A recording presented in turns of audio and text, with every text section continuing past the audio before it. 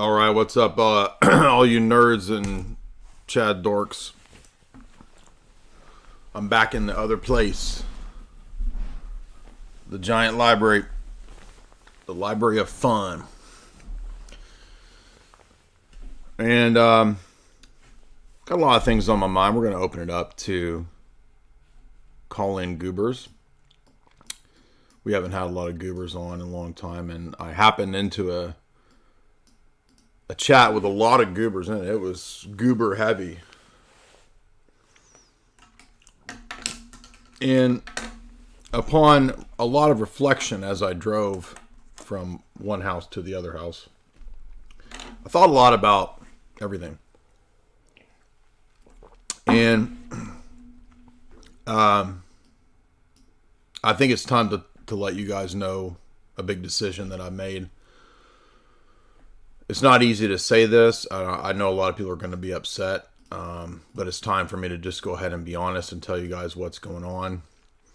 It wouldn't be fair to you, the audience, if I didn't admit to you that, as some of you know, I've been having a lot of struggles with my beliefs lately, and I have converted.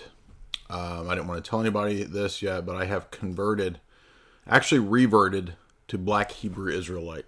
A lot of people don't know that in a former life, I was on another planet. And I had a large cone-shaped chocolate head. And it had a nice afro on the side so that you could see the point of the top of it. And I was a Chad in that former life. A chocolate Chad. And I have learned all this. And I've come back from that previous life. And even though it doesn't make any sense, because I appear to have a chalky, beautiful, white, chalky yet tan skin, I am Yaqub. I don't exactly know all the theology, so I'm not sure if I think Yaqub is a good guy. But this all came to me in a dream, and that's me. So, hey, what's up? No longer J. Dyer. Don't dead name me. I am Yaqub, the beautiful white chocolate man. I'm going to just call myself white chocolate. White chocolate from space, baby. Known as Yaqub. Or Jacob, if you want to be. If that helps you remember who I am and how to identify me according to this meat casket, which houses my divine spirit, my ascended Godmaster soul, a spark of the divine, like my boy Billy Carson over here. We're going to look a little bit of Billy Carson over here. Call me white chocolate, baby. Jamie, could you make me a little more white chocolate?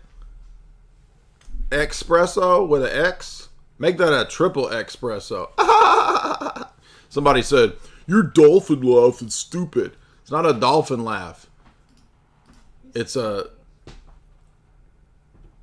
how can I say this in code? A... white black boys laugh.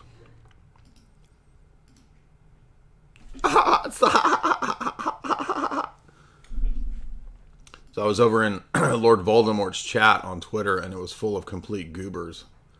And I think they were all stoned because they were all talking about, like, their profiles are magic and drugs and shrooms and shit. And I'm like, oh my gosh. Anyway, so to get back to the point, as I was driving and thinking about my reconversion to Black Hebrew Israelite Yaqubianism, I realized, by the way, that's not the right sect. I got them all mixed up. But who cares? This shit ain't got to be consistent. There's nothing wrong with mixing it up. I mean, Black Hebrew Israelite, I don't think that has anything to do with Yaqub, does it? But in my situation, it does. And who are you to challenge me? You can't judge me. You can't judge my beliefs. These came to me through direct revelations. as I was reading the book of Revelations. Anyway, we always get the wildest folk when we open it up to the Gnostics. And somebody, actually multiple people in the last week since I've been traveling, said, when you gonna cover Billy Carson? When you gonna cover Billy Carson, boy? Well, we did cover him in the past. I think that was one of the... We talked about the Galactic Pimp Alliance. We talked about the galactic shark attack from space when the sharks was attacking everybody in Florida. Y'all remember that? And we connected that to the portals, aka the anus holes in space, which in Crowleyan theology, that's what a booty hole is, a portal. I'm not joking. It's like a Mario Brothers. It's like a super gay Mario Brothers where you warp through. I'm not going to get too gross here, but that's gross enough. You get the idea. Basically, all the pagan religions just end up being a bunch of weird, just a bunch of, everything's fake and gray, dude. That's just where we're at the stage now. And I said my comedy special, when I get my first comedy special, I'm just going to call it Everything's Fake and Gray. It's a perfect title for a comedy special. That's better than Unmute, dude. I get sick of saying unmute, dude. I don't ever get sick of saying everything's fake and gray, because, I mean, is it not? Y'all over here talking about Kamala. Cackling like Kamala. Kamala is a smooth, cackling princess. A smooth Nubian, but not Nubian. A smooth 6% Nubian Indian princess. She a little Desi princess. Like Mahatma Gandhi. Remember him? Hanging out with the Theosophists. Do you know Mahatma Gandhi went to Madame Blavatsky's funeral? Mahati Gandhi, more like it. I mean, I'm a heterosexual, but damn, Mahati Gandhi. Looking good, all thin, svelte. Nice cocoa skin. Nice smooth Yakubian dome, like I used to have when I was in space. Before I got born and throwed. Before I got throwed into this existence as a moon beaver. A lot of y'all don't know what I'm talking about. Go watch the Sam Hyde video. We talked about moon beavers. Best kind of beavers. We all know Kamala got a moon beaver. Kamala Harris got a moon beaver.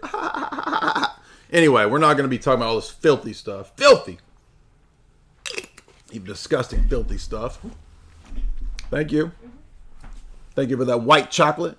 You didn't put no honkiness in this, did you? It better be white chocolate. Monk fruit? As long as it's a Yakubian monk. A Yakubian space monk. So why are we talking about this? Well, I'm sure everybody saw the BHI doing a giant march. Like a band. Remember in high school when they had the marching band? And the brothers and sisters were the best at marching band. White people coming in a close third. No joke though. Black people are good at marching band. And then when the Black Hebrew Israelites were marching, y'all see that? So we got the BHIs marching down the road. Let's see if I can find that on Twitter. At the same time as the fake Fed front was marching down the road. Let's see. Black Hebrew Israelites.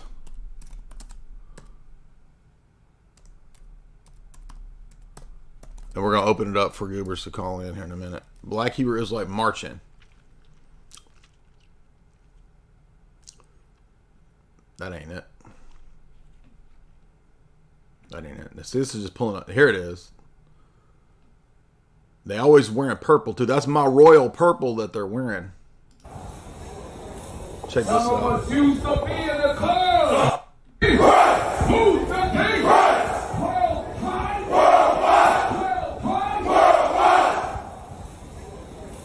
Some of us used to be in the club. Ba ba ba bee ba ba ba ba ba.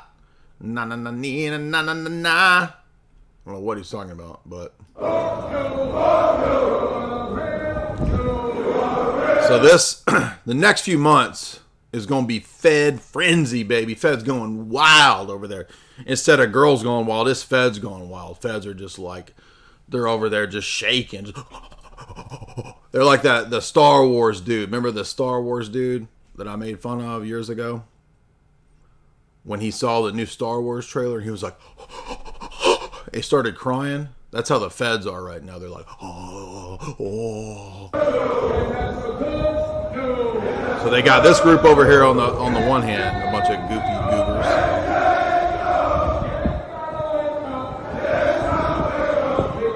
And this is in New Orleans or no, New York. Maybe they were marching everywhere because I saw a march. That's old. I saw a march in New Orleans, I thought. Anyway, you get the idea. So we got the BHIs, and then we got Fed front, Patriot front here. I forgot, I don't like this lighting in here. I forgot about my old style of lighting. I look like a pale, weird ghost in here. It's grossing me out, dude. I can't even look at my face. I'm embarrassed with all that white. There's a lot more chocolate in this white chocolate than there is white chocolate in the chocolate. I promise you that. What's this? Look at these boys.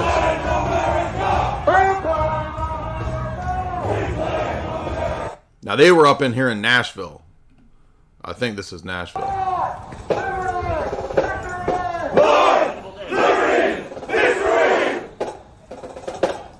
Now we got a whole bunch of dummies that are going to fall for all this stuff across the board. And why is that? Well, nobody has discernment. That's why I made a video the other day about everybody lacking discernment. Because as you get older, I think you realize it's not just about the stacks of knowledge facts that you have. It's a question of wisdom and how you apply the knowledge that you have.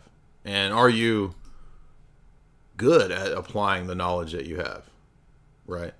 Because if you're not, then that just simply means that you didn't attain to wisdom. You got a lot of facts and a lot of gnosis in the sense of bare knowledge, but you didn't get true gnosis or true knowledge, which is wisdom, which is the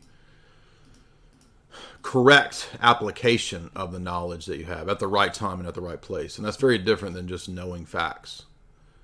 It's like the difference between a wise man and an evil genius. An evil genius has a lot of facts. He might be the highest IQ on the planet. But that doesn't mean that he's wise. It doesn't mean that he has virtue. He might be completely lacking all virtue. Completely wicked. Right? So, another example of this insanity, I think we've all realized that certain profiles are allowed to get really big. You know what I mean? I'm not saying this in this case because I've never actually watched Mr. Beast. I don't know anything about Mr. Beast other than I thought it was like a prank thing. Remember him filling a bathtub full of bubbles, or no, a pool, a giant swimming pool full of bubbles or something, right? And then people were hopping in the bubbles, and I'm like, all right, but I don't understand why this gets millions of views, but whatever. I mean, I'm sorry, I'm trying to do two things at once here. Let's see. Yeah, let me remind you guys, so if you want to support the show, you can do so via Streamlabs. And I'm just reminded, this is one thing that boomers get right, because we make a lot of boomer jokes. In fact, I'm actually the grandfather of all boomer jokes. The okay boomer, all of that literally comes from me. It's not, that's not exaggeration. I wrote the essay making fun of boomers like 10 years ago, went viral, maybe 15 years ago now. And I was making all these boomer jokes that all of the Gen Z and millennials started making like many, many years later. And it's been a shtick, so much so over here that we've angered countless boomers over the years. They get mad at me. I'm like, it's just jokes, dude. I don't understand why people can't understand. We just have a really super low IQ society that cannot understand a joke. And also people know when things are jokes, and then they intentionally try to give the worst interpretation to actually get people in trouble and get them canceled. That's another layer to this nonsense. But that damn nonsense. Anyway, so Mr. Beast is in trouble because just like Dr. Disrespect's issues a few weeks ago with DMing underage persons, now there is this person who worked for many years with Mr. Beast who has now turned on Mr. Beast, this transitioning individual, Chris Tyson.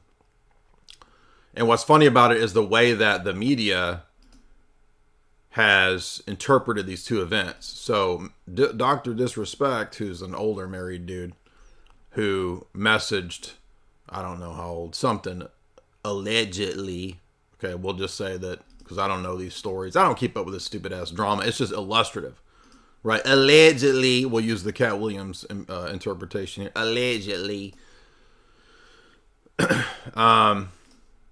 messaged a girl that was, I don't know how old, 15, 16, something like that, 13, I don't know. And then this person messages, but is trans, and they try to cover it up. It's just illustrative of the absurdity of, I mean, not only is there no moral standards for media or the press or anything like that, it's almost like it's just expected that you cover up for your cult. Because the best way to understand all of these things over and over and over, as I keep coming back to, is that everyone has a religious attachment to all of their beliefs. Even if you're a rigid, extreme atheist, materialist, you have a religious attachment to that ideology and that worldview, whether you know it or not, or whether you admit it or not. You might think you don't, but you do. And that's because every worldview at a fundamental level is religious, whether people know it or not. So then it becomes a question of whether your religion is coherent or not. Because if you're an atheist materialist, you're not going to be able to give any kind of account for the logic, the universal categories, the preconditions of knowledge, the ethical norms and standards that you use to make your judgments or even your arguments against theism. And thus, for example, radical reductionist atheist materialism is thus incoherent and self-refuting. Right? That's the one basic example of the transcendental argument. But the other thing I realized too is, and we've noted this from the dark triad victimhood status paper that we've talked about probably 15 times on 15 different podcasts. That famous paper that came out a year ago or whatever actually demonstrated that people have figured out, who are cunning, that if you play the victim well enough, you can actually get ahead in society. And so the people who tend to get ahead are the ones that display more and more victim mentality and are cunning enough to realize that this is really a trick to cancel people, to get ahead, and to just exercise pure will to power. So remember, when you're arguing with these sort of radical leftists or whatever you want to call these people, I don't know what to call postmodern leftists. I mean, none of the labels really fit because it's not really any coherent system. Postmodern, Marxist, socialist, leftist, Marxist, they're all kind of incomplete. So it kind of seems like it's more like it's just like a weird cult. And it's almost like it's getting to the point where the more incoherent it is, the better. Right? Like the crazier the expectations are about what you're supposed to double down on, the better, because that's more effective for the brainwashing. The more you're digging yourself into the hole of insanity. So imagine the atheist materialist, for example, for all these years, touting science, and then suddenly science is completely irrelevant when it comes to biology and offspring, for example. Now science can actually be a social construct that humans, through, I don't know what, some sort of authority principle or some sort of dogmatic decree. They just make it so. Well, the science now tells us that this can happen. Okay, well, what science? Where? No, it just is. You just sort of like, I believe it so, I believe it so, I believe it so, right? And then it becomes so. It's the just so fallacy. I don't know what to call it. But it's all really just manifestation of will to power. And that's when you realize that what we call leftism, or what people are fighting against, which makes it very difficult actually to battle it, because it's not really at all coherent in any sense. It's literally just whatever the dogma or the dictate is that day.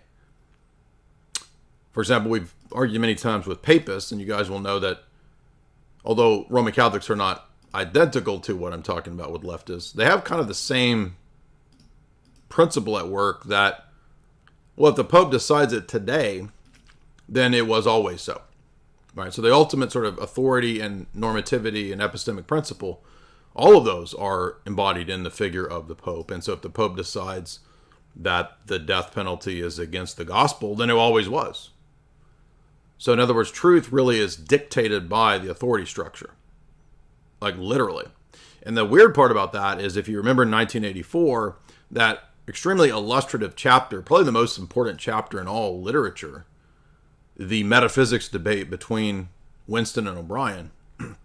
O'Brien eventually convinces Winston and stresses and explains to him that I don't want you to say that 2 + 2 = 5 because you think that that's what I want to hear.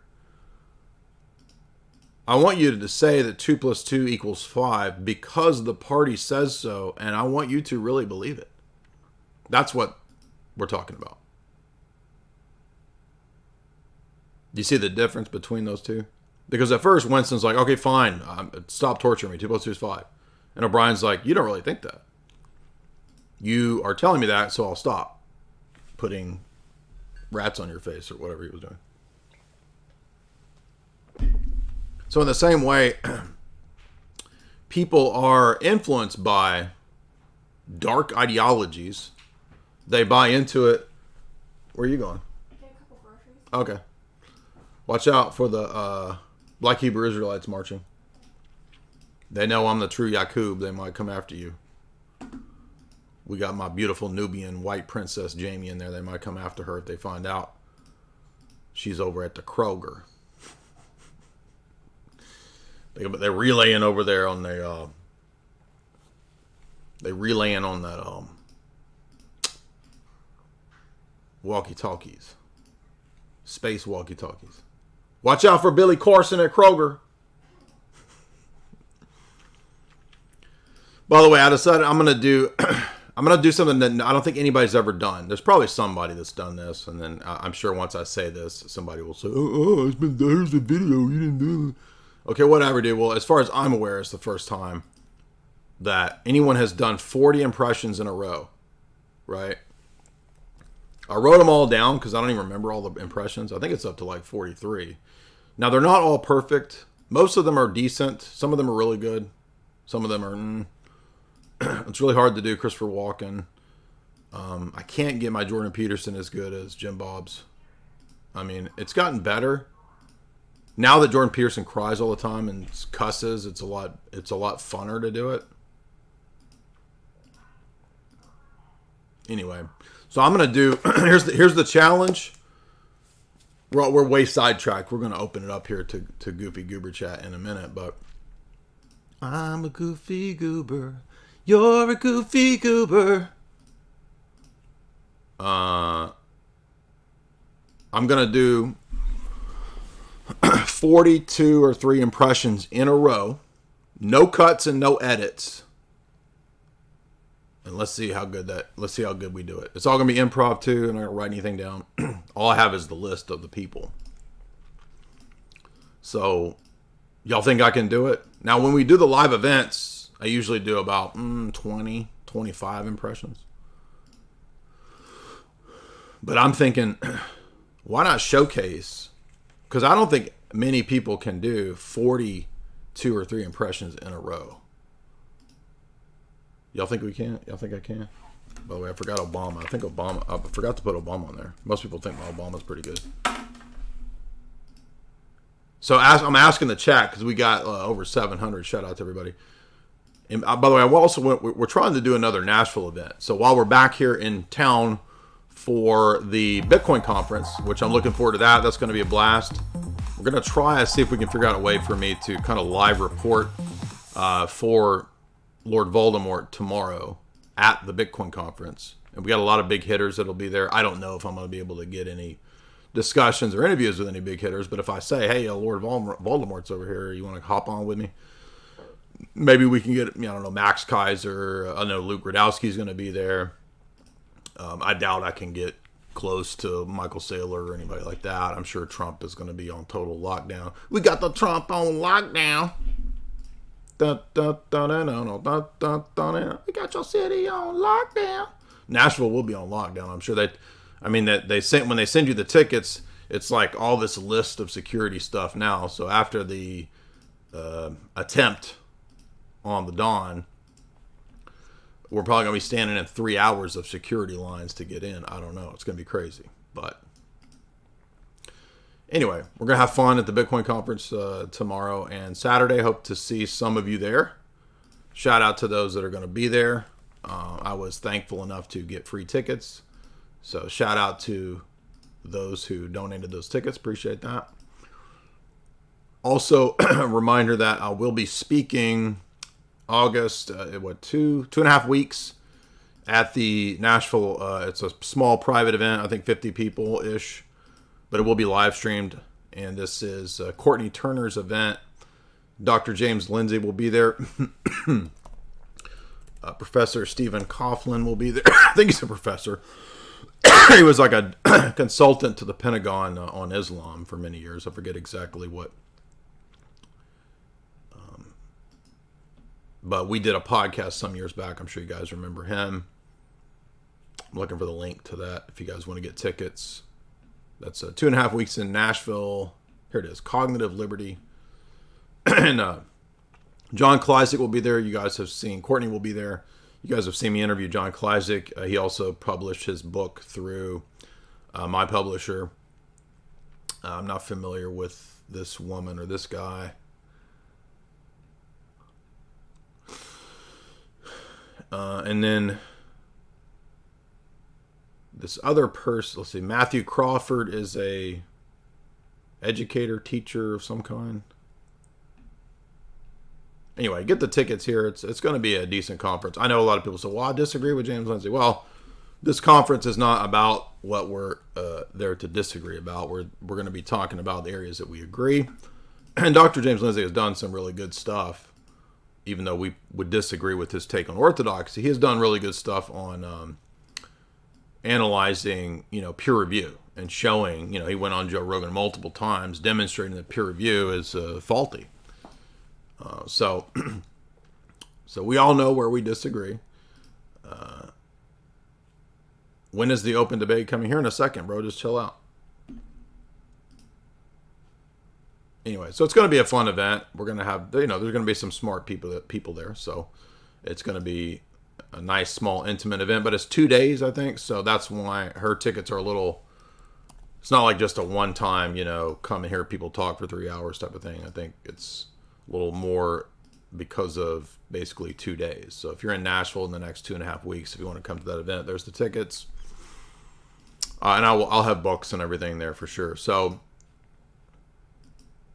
all right, we got Billy Carson over here. Anyway, but so you see what I'm getting at.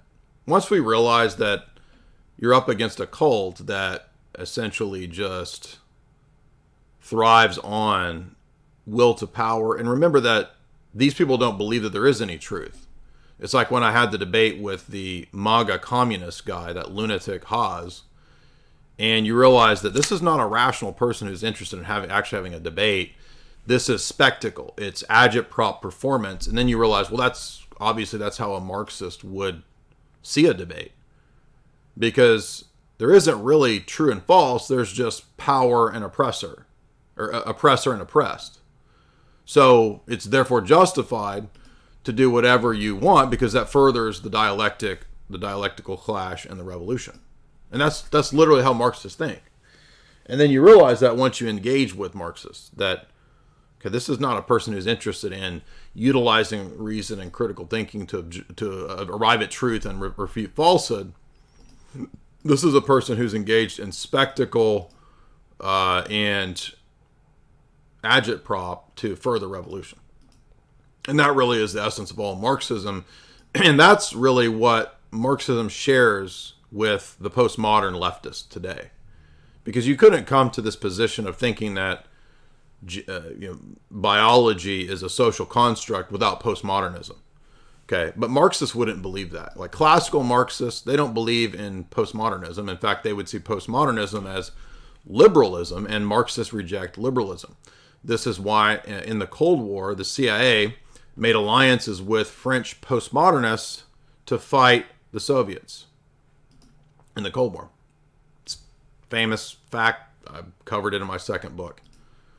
The CIA went and met with and formed alliances with French deconstructionists and postmodernists and Derrida and others because they thought this would be a way to fight Soviet cosmism and Soviet ideology, which is anti-liberal.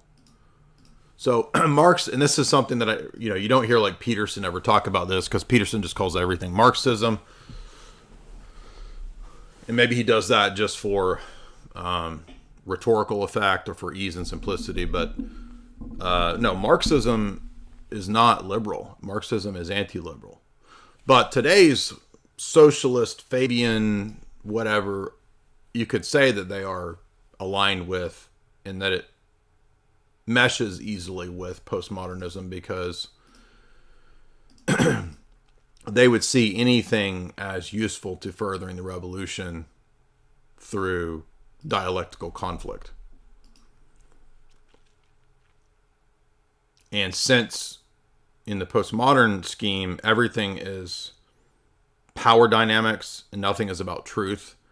So narratives, for example, are just constructs that a power entity has in place.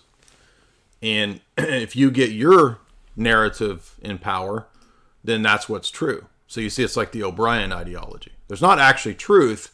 It's literally just whatever the power structure says. And if once you understand that, then you can see how, well, these liberals are crazy. They're not actually that crazy. I mean, they are, but they're not as stupid as conservators think. Right? Like a Matt Walsh. These liberals are stupid. These liberals are insane. No. They're cunning, and maybe the ground level goobers with the purple hair at the Starbucks are stupid. But at the think tank level, at the academic level, they're not stupid.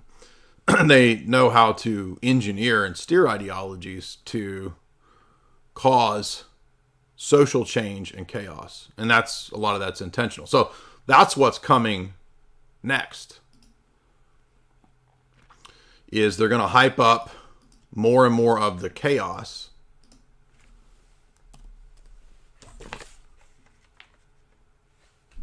If you want to support the stream, you can do so via the Super Chat function. Super Chats are done through Streamlabs. The Streamlabs link is in the show description, and it's pinned in the live chat there. Shout out to everybody. We got over 800, headed up to, maybe we can hit 1,000 today. We're going to open it up here in a second because I've hit most of my main points here just about how dialectics works. I'll probably be talking about dialectics at the Courtney event here in Nashville. But I mean, it's just, I don't know, it just every election year or whatever, it comes back around how idiotic everything is and how silly people are and how they fall for the same scams over and over and over. That's the weird part too, is like, you would think that after multiple elections, I'm not even talking about the voting is pointless. I don't care whether you vote or not. Father Deacon Ananias makes an interesting case that, I mean, your vote might not count on the national level, but you could argue that you could make an argument that, well, maybe I ought to vote for whichever candidate is best for Christianity. And that seems to be a pretty convincing argument.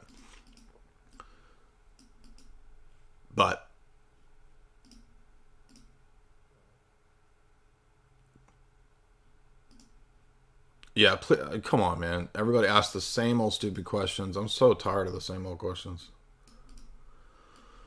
I mean, do you not think that I was wondering about the dialectic? But I'm just not even going to address it. It's so stupid. Like all the stuff that people in the chat think I don't know about, I learned about it in 2005 or 6. Okay, so how's that? Whatever you've learned, I learned it probably 15 years ago. I can assure you that. So we're going to open it up to people in the chat over here on the X. The topics are conspiracies, God's existence, Islam, Gnosticism, Kabbalah, feminism, goddess. Any of these principles, you want to bring them up. I'm sure it's going to end up being nothing like this. Nobody will ever call in about these topics. They're going to call in and say, what is the problem with penal substitution? How does an Orthodox person have certitude? It's like literally that's the only questions anybody ever asks when we open it up.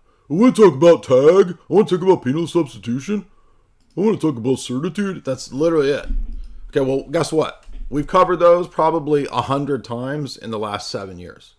So stop being lazy and go look through my channel. Well, I can't find nothing. Okay, well, go to my channel and you can search the channel. You know, you can search people's channels. On the front page of their YouTube channel, there's a little search bar.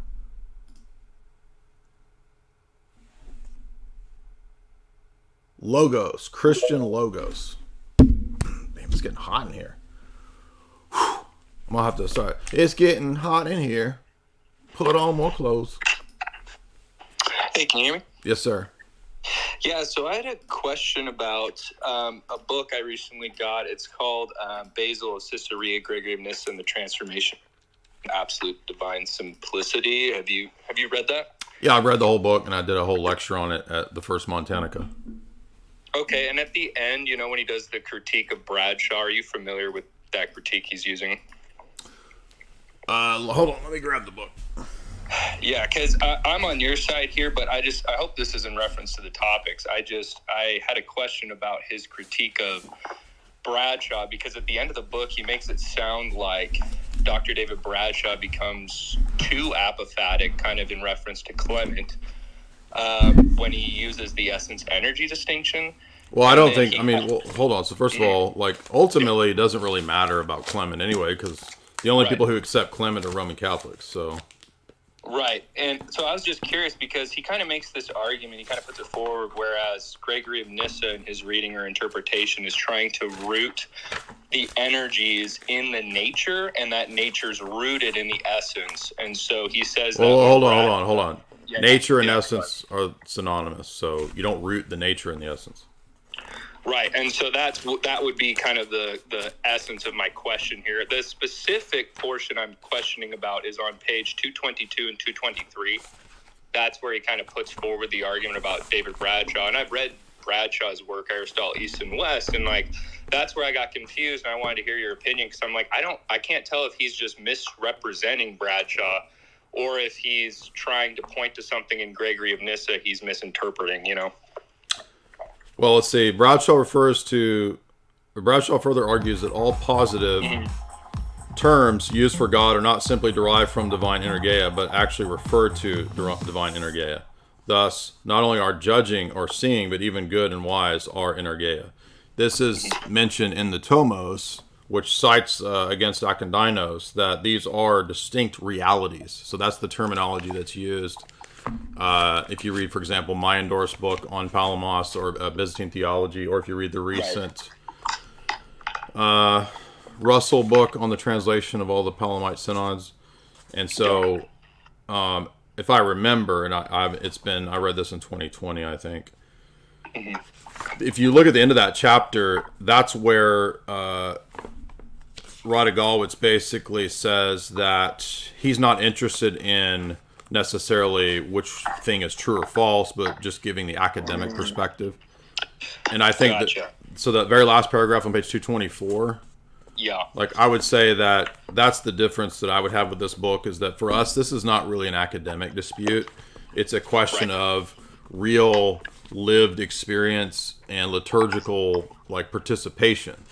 So I think the real issue to solve the energies question isn't how far do SCOTUS agree with us versus disagree with us, or how can we squeeze Thomism into our ideology. It's rather, well, what are you participating in? And if you look at all the debates with Palamos, like when he engages in all the debates, it always ends up moving from the relationship of essence and energy and the attributes amongst themselves, how real and distinct they are.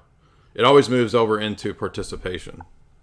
Right. So yeah, and it was just kind of confusing to me because it's like the opening part of this book, like he does a good exegetical work working through kind of the history and the Eunomius dispute and stuff, and then all of a sudden he just gives this kind of opinion off the side about David Bradshaw, and I was like, well, where are you deriving that?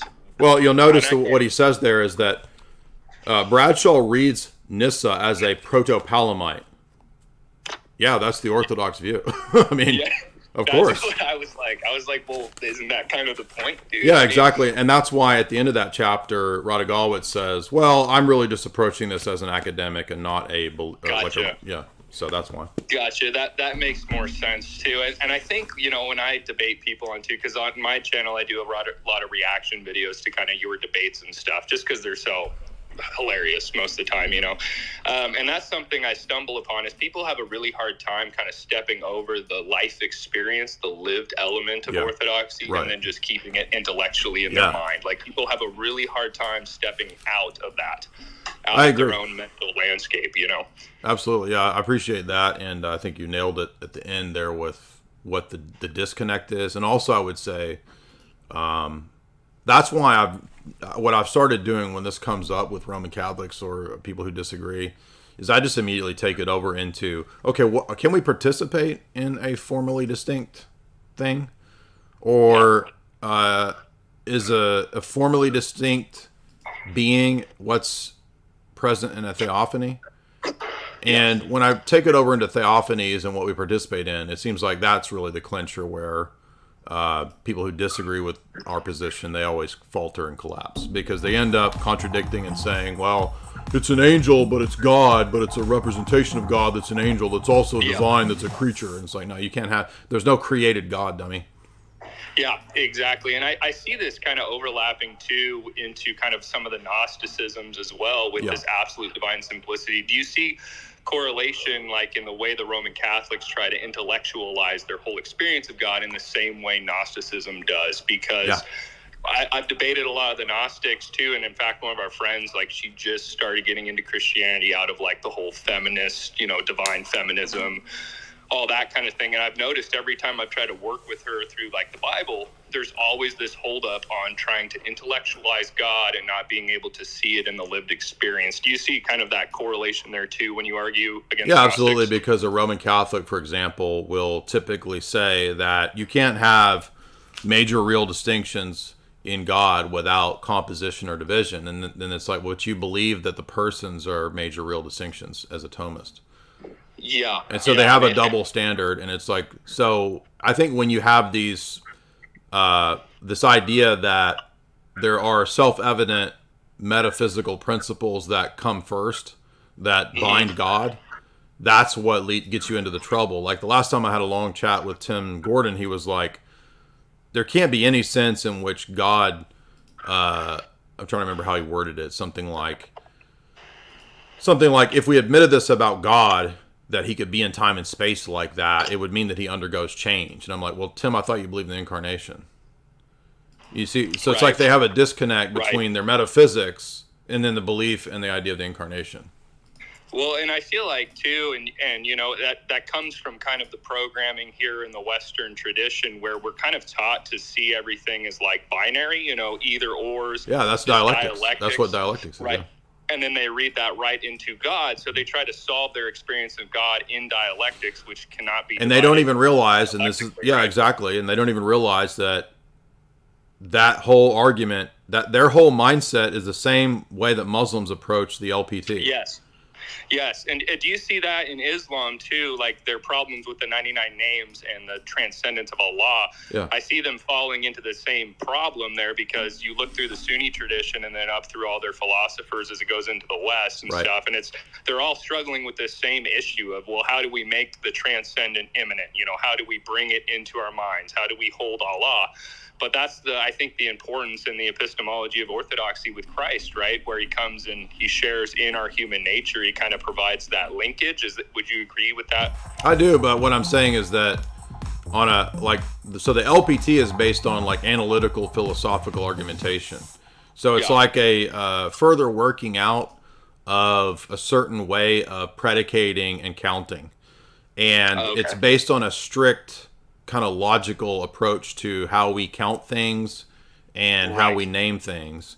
And my point is that if Roman Catholics were consistent, they would follow the same logic of Jake when he made the LPT argument, and they would not be Trinitarian, because they're using the same presuppositions as Jake when it comes to philosophical, analytical, metaphysical necessity, and it has to be this. But then they have a double standard, because then they'll turn around and be like, well, but I'm Trinitarian. You see?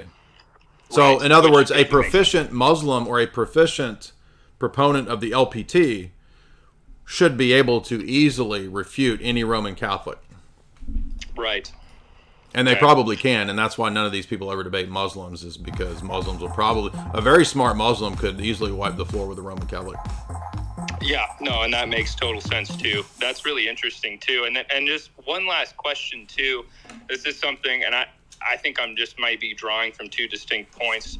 Do you see kind of this relationship between feminism and the way in which these people are thinking, like being kind of overly feminized in their thinking, like the way they're taking on these problems and trying to address them too? Because I've noticed when I talk or debate with some of these people, like the way they approach problems, it's rational. They're trying to make it rational, but it's also like this weird kind of denial of actual lived experience, which I get kind of this feminist vibe from, because, you know, nothing against women or anything like that, but they are more susceptible, you know, like they are more susceptible to this over spiritualization, this kind of living in their own mental landscape. And well, you see this in Roman Catholics themselves, for example, where they will hyper intellectualize and make everything scholastic, and then when they come to situations of big scale contradictions or problems, they'll then resort to, well, I'm just praying the rosary, I don't know how to solve these problems.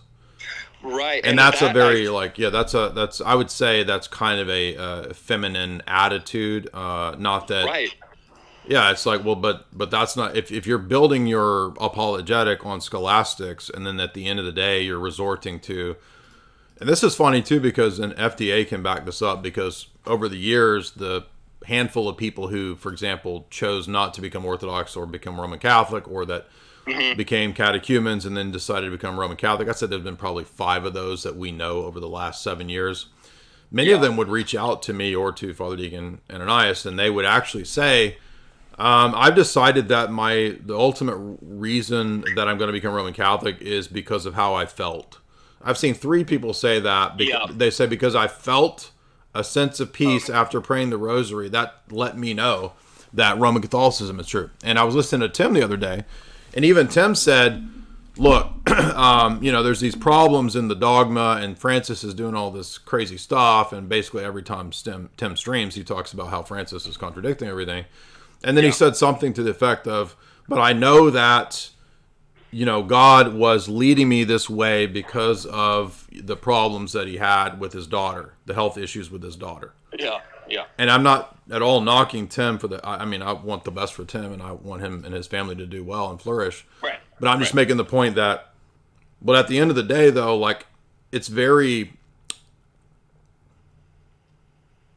what's the word I'm looking for? It's shaky ground to ground your choices in your subjective interpretation of the meaning of certain events in your life. Right. Because AKA Protestantism, right? I mean, everybody I talk to from this Protestant train of thought, you can just feel the over feminization in the way they think. Like, one of our friends, when we go through the Bible, you know, and I'm giving her some of the Orthodox theology and kind of how it works, you know, she'll say repeatedly, well, that doesn't feel right to me. Yeah. And exactly. my response, I don't know how to make sense of that, because I'm like, well, who cares what you think? I mean, this is God. So it doesn't matter what you feel. Right. And so, and obviously, you know, my girlfriend was Protestant as well, and she's slowly coming to Orthodoxy, but that was an issue that we always had all the time. It's like, well, it doesn't matter what you feel, you know, and then it's the whole argument, well, you're denying my feelings and stuff. And it's like, well, no, I've had that same argument with Jamie. That's just women. That's just females. You know? Yeah, that's just how they think, you know, but then they kind of derails the question to make you the bad guy. But at the same time, that doesn't affect the truth of the proposition, right? That's still a logical fallacy, appeal to emotion. Yeah, I mean, yeah, exactly. Imagine if I said, well, you know, 2 + 2 equaling 4 makes me feel bad. So I don't, it's not true. I mean, I think everybody can see that. Well, but that doesn't mean that it's not true. Like but that's just, you know, women are made to be nurturers and moms. They're not made to be, you know, scholastic theologians and philosophers and debaters or whatever. Right. And you know that. But yeah, I'm just making like an even more maybe. I think there's something about what's happened in Roman Catholicism, and even Roman Catholics have made this point as an example. And it applies to Protestantism too. You're absolutely right, because I think a lot of Protestantism, unless you're a Calvinist or like an Anglican or something, like the rest of Protestantism is totally like feeling, emotion based. Oh man, it's really bad. Like a couple of the Protestant churches that go around here, I've noticed some really interesting things. For one, Protestantism near me, I live in Idaho. All the churches I noticed, they maybe have one cross, and they have like 0 iconography in there. And then everything is an appeal or entertainment to the emotion of how the, you know, sermon makes you feel. And from the beginning, like whenever I went to these places, I was like, this doesn't feel right, because, you know, in the New Testament, Paul talks about self-discipline and denial of self and all this stuff. But you go to a Protestant sermon and it's like the opposite of what Paul is actually putting forward. Yeah. You know? Yeah, Protestantism has really turned into a lot of just self-help stuff, basically, is all it is. Yeah, that's the same impression I got. Anyway, that was all the questions I have. I don't want to take up all the time. No, it's fine. I think if you go back to what I talked about in the clip and the talk a couple weeks ago too, about, you know, after the Reformation, there was this reaction against a lot of papalism and scholasticism by the reformers. And then what the Roman Church did was, in the Counter-Reformation, they then pushed a bunch of stuff that you could call kind of Roman Catholic feminism. So basically, you got this mysticism that arose around, basically all of the famous Roman Catholic saints for the last 500 or 600 years. They're all these women who've had these visions and these wild experiences. I mean, not every saint, but the emphasis, and this is even tradcats like EMJ have made this critique, that there was this swing in the pendulum away from the scholasticism of the Middle Ages towards the female or child female visionary mysticism. So you get all of these women mystics, and it begins with people like Gertrude the Great and Hildegard and Catherine of Siena, and their wild, crazy claims. And then it just explodes into like just tons and tons of women mystics for the last 500 years. Yeah, and I see some correlation there too in like this whole speaking in tongues thing. I know. Absolutely. No, it's absolutely. Yeah, speaking in tongue stuff. And, you know, they always go back to Corinthians and say, oh, well, Paul doesn't explicitly say you can't. But I actually looked into some of the history of that. And the church in Corinth, from what I understood, and correct me if I'm wrong, that was one of the heavily paganized centers that really was influenced by the Dionysius cults. And, like, a lot of their cults had speaking in tongues and stuff like that. And so I see it more as Paul addressing the immediate need of the church, while still trying to be apologetical. And then you read the rest of the Orthodox tradition and the Church Fathers, you never see speaking in tongues ever again. No, well, first of all, I've always believed, I mean, I was like a charismatic when I was an idiot when I was like 19 for like a year, because I didn't know I didn't know what this was talking about in those chapters. But not too long after that, even as a Protestant, I was like, well, wait a minute, this isn't gibberish, it's known languages. And in the book of Acts, it's known languages. So there can be a miraculous gift where God, gives a person the ability to do well with languages. That's the gift of tongues or languages. And there can be a situation where, like in Acts, where everybody's hearing things in their native tongue. So God can do any sort of miracle like that. But I don't think that when he talks about, even if I spoke the language of angels, I think that's rhetoric. I don't think Paul is saying that you're going to do gibberish private prayers. And if you look at the tradition of Palamos, like he interprets that's interpreted as noetic prayer, not gibberish. It's the prayer of the heart. Right. And it's your internal unitive dialogue with God in your nous. It's not Om Nam Shiva, Om Nam Shiva, Om Nam Shiva, right? We're not like Mola Ram here, pulling the hearts out of people in the thuggy traditional ritual, whatever. So yeah, and you can feel it, like, when I've been around those type of people, you can feel something in the air that's just not right when they do that. Like, it doesn't feel holy. It doesn't feel like this is of God. And, and then you read the rest of the church fathers and stuff, and there's really no mention of experiences like that at all. Well, there is, except that they're condemned. So already in the time, already in Irenaeus' Against Heresies in 180, the glossolalia stuff is, you see this in some of the cults and Gnostic sects prior to even the year 200. And then with the character Montanus, once Montanism is condemned, this is pretty much the end of the charismatic stuff. Right, exactly. No, 100% agree, man. Well, I really appreciate the answers. That was really great. Yeah, good questions. Appreciate your insights there. And I'm impressed that you read that very technical Radagowitz book, Queen of something. I can't read the rest of it. Queens of the Stone Age. What's up, dude?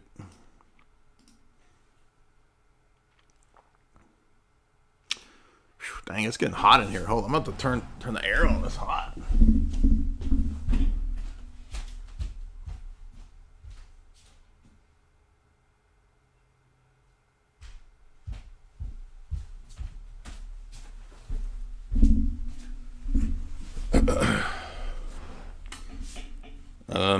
Queens, it doesn't look like your internet's connecting, so maybe come out and come back in.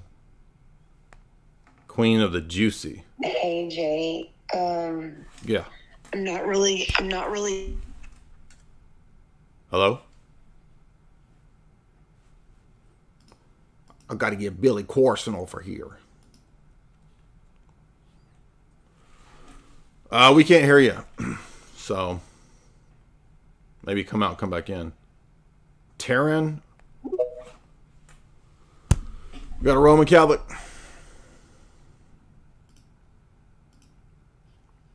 Hello? Mm-hmm. Yeah, thanks for taking the time. Just want to share an observation. I'm not sure if it's sound or not, but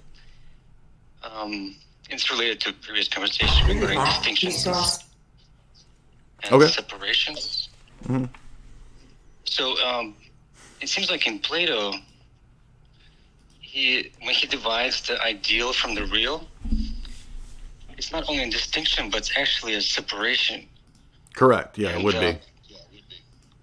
And what it does, like in modern world, like the ideals and ideologies are really function as a kind of images and entities that can become, because they're separated from reality, it gives people license to kind of imagine them whatever they are, and then they really become objects of faith. So this separation between reality and ideals is really, I think it's significant. I'm not curious if that has been addressed in a meaningful way. I mean, Eric Vogelin talks about this kind of stuff. If that's what, he calls modernity Gnostic because of this idea that, you can't really question the dogmas of what scientism lays down. And he says that they even determine the questions that you're allowed to ask. And so in his book on Plato, for example, he goes into quite a bit about this. I haven't read the Critique of Gnostic Modernity. I've read his Plato book. But he would be somebody probably that's addressing, I think, what you're getting at. What's his name again? Eric Vogelin. He's one of the most famous modern philosophers who's critiqued modernity as being Gnostic. Voeglin. Okay. Well, what I mean is, it's like a gap between those two. Because Christ, when he talks about, be perfect as your heavenly Father is perfect, is a way. Because with idealism, you always kind of assume that you can never be perfect. So there's always this gap that allows you to excuse your actions, right? It kind of forgives your sin because you can never actually attain that perfection. And so, for example, that's why people overlook, for example, like the ideology of democracy currently, and people overlooking the consequences of their actions in other countries, like, for example, Iraq, right? People dismiss that, and the way they do that is by acknowledging that there's a gap between perfection and reality. So this gives people license to do pretty horrible things in the name of ideology. And it is because of this gap. All right, interesting thoughts. I'll think about that. Jing Jang Libertarian or something. What's up, man? Thank you for the super chats. Appreciate that, you guys. I want to remind you, too, that I will see you at the Bitcoin conference tomorrow and the day after. If you want to support me via Bitcoin, you can do so right here. If you're interested in getting into Bitcoin, I have a link in the show description to Swan Bitcoin. They're a Bitcoin-only purchaser outlet, so if you do sign up with Swan, you're only buying, custodying, and then self-custodying the Bitcoin. So that's, if you're new to crypto, to Bitcoin, I would recommend. I can't give you financial advice, but if I was new to it, that's what I would do. I would just be a hodler of Bitcoin. Jing Zhang, what's up? Unmute.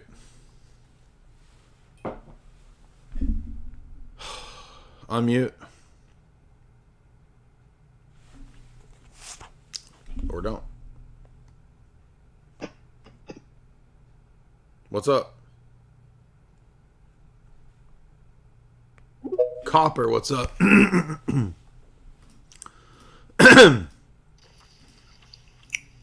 Yo, hello. Hey. This should be quick, Jay. Big fan. I just want to get a vibe check on my kind of paradigm of reality. Because I know you've looked into a lot of like secret society, occult, symbolism. I think when I try to narrow it down on a macro level, I think there's two things happening in history. It's like God's will and the prophecies are unfolding. And I think the only other thing that's happening is like the attestation or the perversion of those prophecies. Is that true, or is that like oversimplistic? I don't think that only prophecies are happening in history. I mean, all kinds of events happen that aren't prophecies. So what do you mean? In the sense that history has an end, like, God's in history, and it's like that it actually has an end. Yeah, it has a telos, a purpose. It has an end. What about that? And it's like God's will is that purpose, and that's unfolding throughout time. Yeah. To the end goal, that's been laid out to us in the Bible. Yeah, I mean, God has many wills for many different things, and then he has a final will for the created order, which is to be a manifestation and a theophany for his glory as well. And the actions of evil within history are actions against that ultimate purpose or good. Yes. Okay. I didn't know if I was just like oversimplifying things, because yes, there's a lot of things happening, but when you get down to the quick of it, it's like, it's either God's purpose and his will being fulfilled, or like those prophecies being fulfilled in time. And what seems to be like the direct attestation, attack, or like perversion of that prophecy, like, because I was like big into some secret societies, and when you get down to the quick of it, it's like ultimately, like, I found that a lot of their goals are like direct, like biblical perversions or like prophetic perversions. Yeah, that's true. Okay. Yeah, there's all kinds of actions that are not necessarily directed towards that end, even though they might ultimately serve it, right? Like, the local mechanic who's, stealing money is not consciously trying to thwart, the incarnation or something like that. But he might indirectly, be trying to Right. participate in that. Sure. Yes, and I realize that as well. Okay, I didn't know if I was. I think you're onto something though there with like the way that secret societies operate is that they usually, like for example, if you look at somebody like Manly P. Hall, like if you read his books, what he does is he just kind of creates this mythology about Masonry that's obviously not true. Like he says Jesus and Thomas Aquinas were secretly Masons. I mean, that's obviously not true. Yeah. But they create a mythology about themselves. And when I covered the Cambridge Companion last week, the Cambridge Companion to Western Mysticism, we saw in several of the chapters, like the Crowley chapter, that Crowley was tasked, for example, by the I can't remember if it was Thelema, it was OTO. The OTO tasked Crowley with rewriting and reinventing all of the rituals. Well, now wait a minute. Why would we have to rewrite and reinvent the rituals if these are like ancient mystical rituals? like it's obvious they're like making it up as they go. Like an example real quick was one that I got really into was like a lot of the early founding fathers and early presidents had these kind of orders and, Masonic lodges with certain names. Like I know I got into the Society of the Nine Sisters that Ben Franklin was a part of. And they commissioned a lot of museums in Philadelphia. And then like you go to these museums and it's like exhibits of the gates of hell, and it's like and then the Philadelphian Society, like the Royal British Society, Jane Lead and William Markham. Jane Lead was claimed to be a prophet and was like affirming the transatlantic slave trade, and then you get down to it and it's like the whole point of that secret society was for the Church of Philadelphia, the grace on Judgment Day to fall on Rome. That's what she believed, and that they had to go over there, and that the Native Americans were the lost 10 tribes and they had to intermingle. Yeah, that's another weird. That was another sect that came up in the Cambridge Companion, because I read the history of both Jacob Boehme and Swedenborg, and they influenced, I think, the Philadelphians and the Christadelphians, and ultimately Boehme was like looking at absolute divine simplicity, and basically instead of saying, he's basically saying, all right, it doesn't make sense if God is an absolutely simple essence outside of time and space. God has to be pure movement and becoming rather than pure stasis. And he says if that's the case, then the world is necessary for God to come to know himself. And so all reality is God coming to self-consciousness. That's exactly where Hegel gets his whole philosophy, and that's where Marxism. That's where Marxism comes from. So basically, I overlooked Jacob Boehme, how influential he was in the 1600s for all these people, and he then influences all these people in England who get like Milton and Isaac Newton. They are anti-Trinitarians because of Jacob Boehme. Okay, not too familiar with him. So, and it's just like, it's kind of more of a restating of like almost older ideas about the relationship to like God and the physical universe. Yeah, like well, that. Jacob Boehme says, I had a vision one day. He was like a shoe cobbler.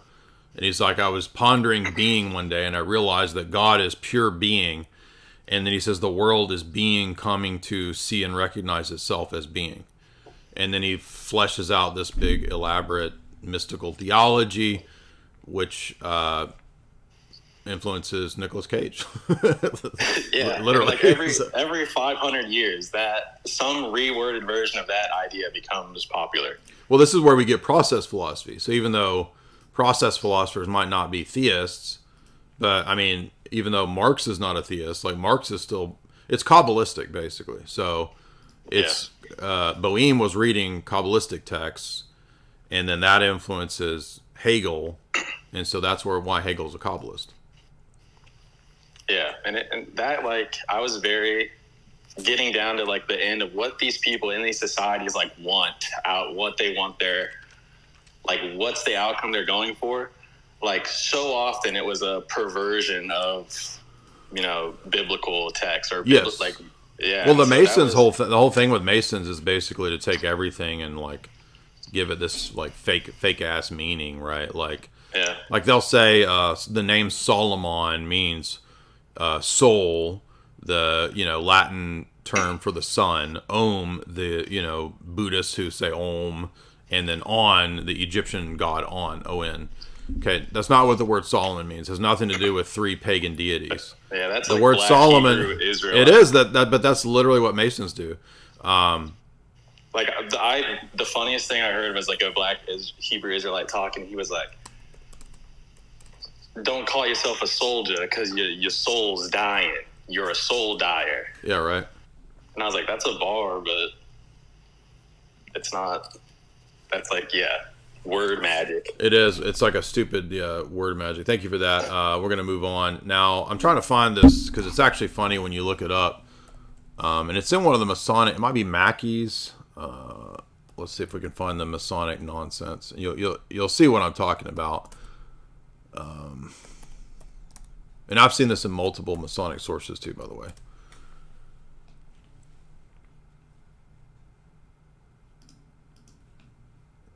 They like to break apart words, and this is where Jordan Maxwell gets this stupid crap. He's just borrowing from the nonsense of the Masons. Here we go. Here's some page at Sacred Texts. Let's see if we can find it.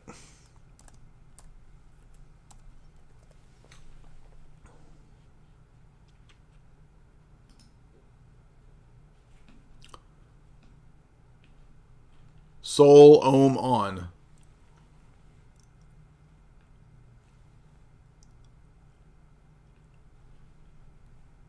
Divided into 3 syllables. Light, glory, truth. Okay, that's not what I'm looking for. The soul on. Here we go. Let's see. Maybe this is it. Kabbalah. Keys of Solomon. No, that's not it.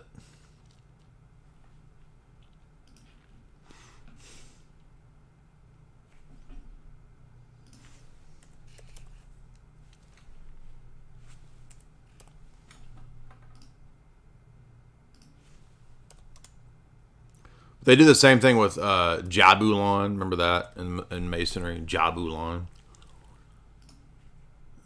No, this is just talking about the lodge. Maybe this. Let's see if this talks about it. Sufis. Soul Om On. Oh, this is it. Here's a Masonic lodge saying the name Solomon is understood as a combination. Soul is the Latin name for the sun god. Om is the Hindu name for the deity. Here it is. Here's an example. And this is, a lot of Masons do this, not just one Masonic website. But look at this. Look how stupid this is. Soul Om On, our grand master of the world religions. Okay, no. When the Bible is talking about Shalom, that's what Solomon's name means. It has nothing to do with the Hindu deity Om. You guys remember that guy that called in and he was saying that you worship the devil, and I'm like, I forgot to show you guys here on the here's a Masonic website talking about what I'm talking about. This is how stupid these people are, and this is how stupid other people are to buy into this. Like this is really idiotic level stuff. Okay, this is like zeitgeist from 1700. Okay, to imagine believing this. Just basic grammar tells you that this is obviously false. You don't even have to be a philosophy student to know that, like, the grammar is not, it's not the same referent. And remember that guy that called in and he was like, you worship the devil if you worship God. And I'm like, what are you talking about?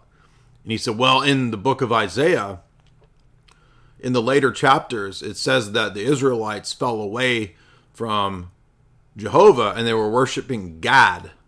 Gad, who is a demon of chance and fortune. And he literally was arguing that because phonetically, God is God. It's the same referent, or that's schizo level stuff. Do people not understand how silly and stupid this schizo level stuff is? I'm serious. I'm not being mean. Like, this leads people into insanity. And it's just like we were talking about with Jim Bob the other day. Go watch the Jim Bob stream because we were watching that video of the guys who do the same phonetic gibberish like Jordan Maxwell. You are born and there's a birth certificate. A birth certificate is like the birth of a ship. B-E-R-T-H. The birth of a ship because you're born out of water. Birth of a ship. Birth. Yo, you're about to overstand. Y'all don't understand what I'm saying because you understanding. Meaning you stand under. Hollywood. Yo, it represents the holly tree, which is magical. I mean, dude, how stupid do you have to be? This is so dumb. It makes me so mad. And like half of the audience believes this stupid crap. Half of the idiots that were over on Lord Voldemort's audience arguing with me today in the chat literally believe this kind of stuff. I did DMT, bro. I've seen the elves. And the machine elves told me that. You can't even take out the trash. How are you going to tell me what's right and wrong about the world? And you have a magical insight into reality because you took DMT. And I guarantee your trailer smells like trash, dude. Your trailer smells like ramen noodles. Bet you money. But you know all about the mystical secrets of the universe. Jamie has this funny story where she met some like super high grade Mason. And he paid he would get his check. He worked at like Pizza Hut. I'm not joking. He's like a Pizza Hut dude. Like back there just cooking grease pizzas. True story. And he would take his Pizza Hut check, cash it, and pay for his Masonic dues. Because his whole goal was to get through all the Masonic degrees. And he was like the highest Masonic dude in the state, whatever state that they were in when she met him. And dude worked at Pizza Hut. Not even as a damn manager, but like a cook.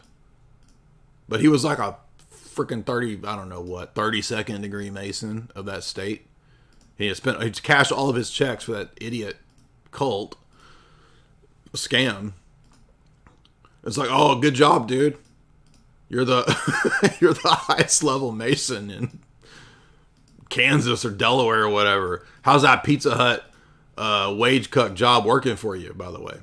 I mean, if you figured out the mysteries of the universe, why are you a poor, dying, broke drug addict? I'm talking about Crowley. Think how stupid this is. I'm going to follow a dude who basically just put his ding-dong in butts everywhere, said it was magical, died a broke drug addict, but he knew the mysteries of the universe and he could call upon the ancient Egyptian gods. Really? How come he didn't have massive amounts of wealth? How come he didn't... I mean, how do you die a broke drug addict? Where's the God? How come the deities aren't helping you out? You can't cast the free me from heroin addiction spell? It's just like when we go look at all the witches. How come all the witches can't cast the skinny spell? They're all like 400 pounds. And you know they want to look good.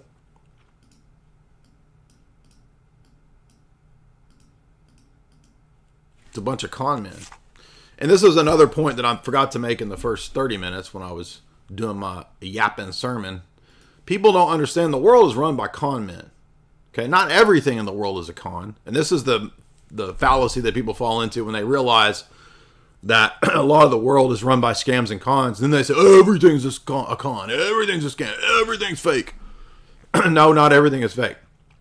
If everything is fake, then you couldn't say everything is fake because you coming to know everything is fake would also be part of the fake.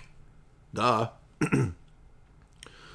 But for example, I was doing some research this morning, and this is from a variety of websites. I went to a bunch of different like universities and crime stats.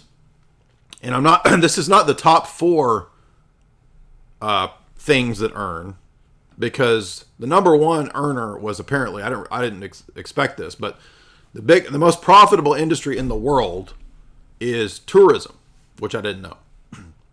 That's according to a bunch of different websites and Grok. And I'm not saying it's true because Grok says it, because Grok can get things wrong. But all Grok does is collate a bunch of search engine results. Duh. So Grok is basically just like a search engine. And Grok says tourism was like 1.7 trillion a year. And then you come down the list, and then I was looking at other websites. The international illegal drug trade is 200 to 700 billion a year. Since the Big Nine event, the war machine has profited $7 trillion, which if you divide that between 2001 and now comes to about 200 to 500 billion a year, somewhere around 300. The oil industry makes about 330 billion a year, and human trafficking makes about 150 billion a year. So these aren't the top most profitable, because number one was tourism. Let me see what the other ones were. I've got this. I got this listed over here. I'll pull it up for you. You could just ask Grok, and I'll tell you what I'll list it for you. Number one was tourism at $2 trillion a year. Number two industry was software, 1.7 trillion. Then we get down to groceries, is a 700 billion a year industry, and then so that's like the top 10. So then the next one is like drugs, right? Drugs is like in the top 15 basically.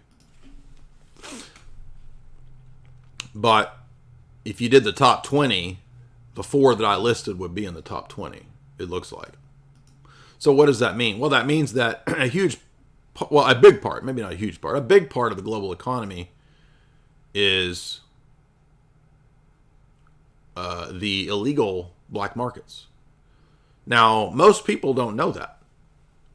I'm sure a lot of people do. Maybe people who work in law enforcement, or maybe certain government agencies, or statistics firms. Who knows? So I'm sure those people know these, but most people don't know this. I've never heard anybody talk about this. I mean, I've heard people say that the black markets make up a lot of the budget or whatever, and okay, but so what's the actual supposed numbers? Well, it's massive. So a big part of the global economy is evil stuff, vices. So what that tells us is that, okay, the real world is actually running on, not everything, but on a big chunk of it being scams, cons, vices, and crimes. And that's not just your local redneck meth dude. We're talking about international, high-scale, intelligence, government-aided criminal activities. Elite criminality. So just this alone should tell you that, hey, wait a minute, maybe the world doesn't run the way I think as an idiot normie. And maybe I'm an idiot normie because I think the world runs the way that the media tells me. Well, the media doesn't tell you that some of the top industries in the world are these criminal activities, do they? No, they tell you that it's Trump supporters or something stupid like that. That's the real threat in America. I mean, it's that ridiculous, right?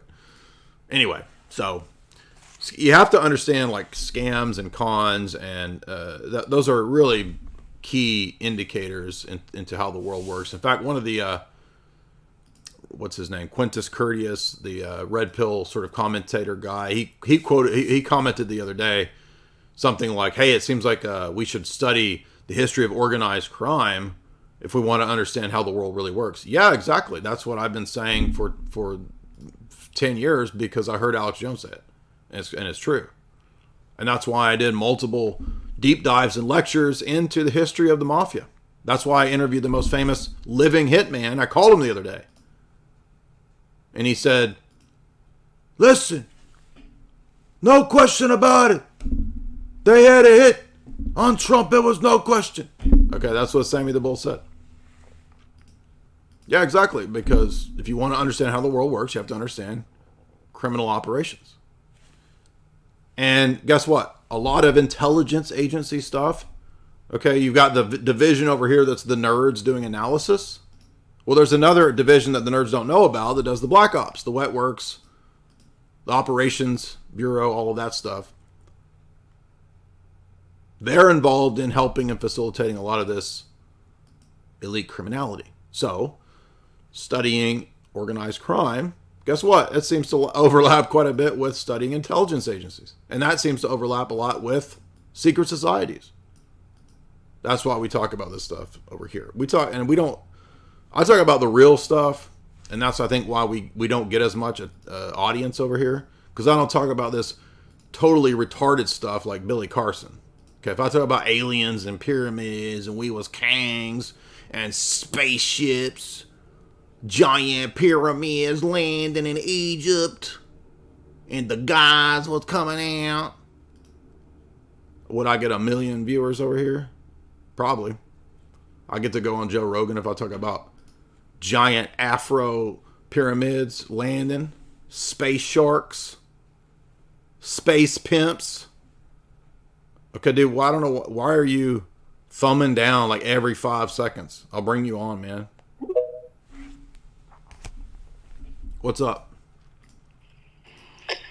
I don't even know what I was trying to say there. I just really like what you were saying, and that's just, man, the truth, brother. That's just the truth. Okay, what's on your mind? There's a lot on my mind. There's a lot of cybersecurity, engineering, specialist, intelligence questions that I have for you, but it's just a matter of, oh, am I crazy? No, I'm not crazy, because every day you got to present yourself as if it's going to be the best day ever. Well, I mean, I can tell you what I've read in books, but that's all I know. Well, look, like you said earlier about Grok and OpenAI and ChatGPT and SearchGPT, those are all correct as well. They're all very easily accessible, but people don't do their research and they don't care. So here I am, the little AI kid, just trying to tell the world that AI is...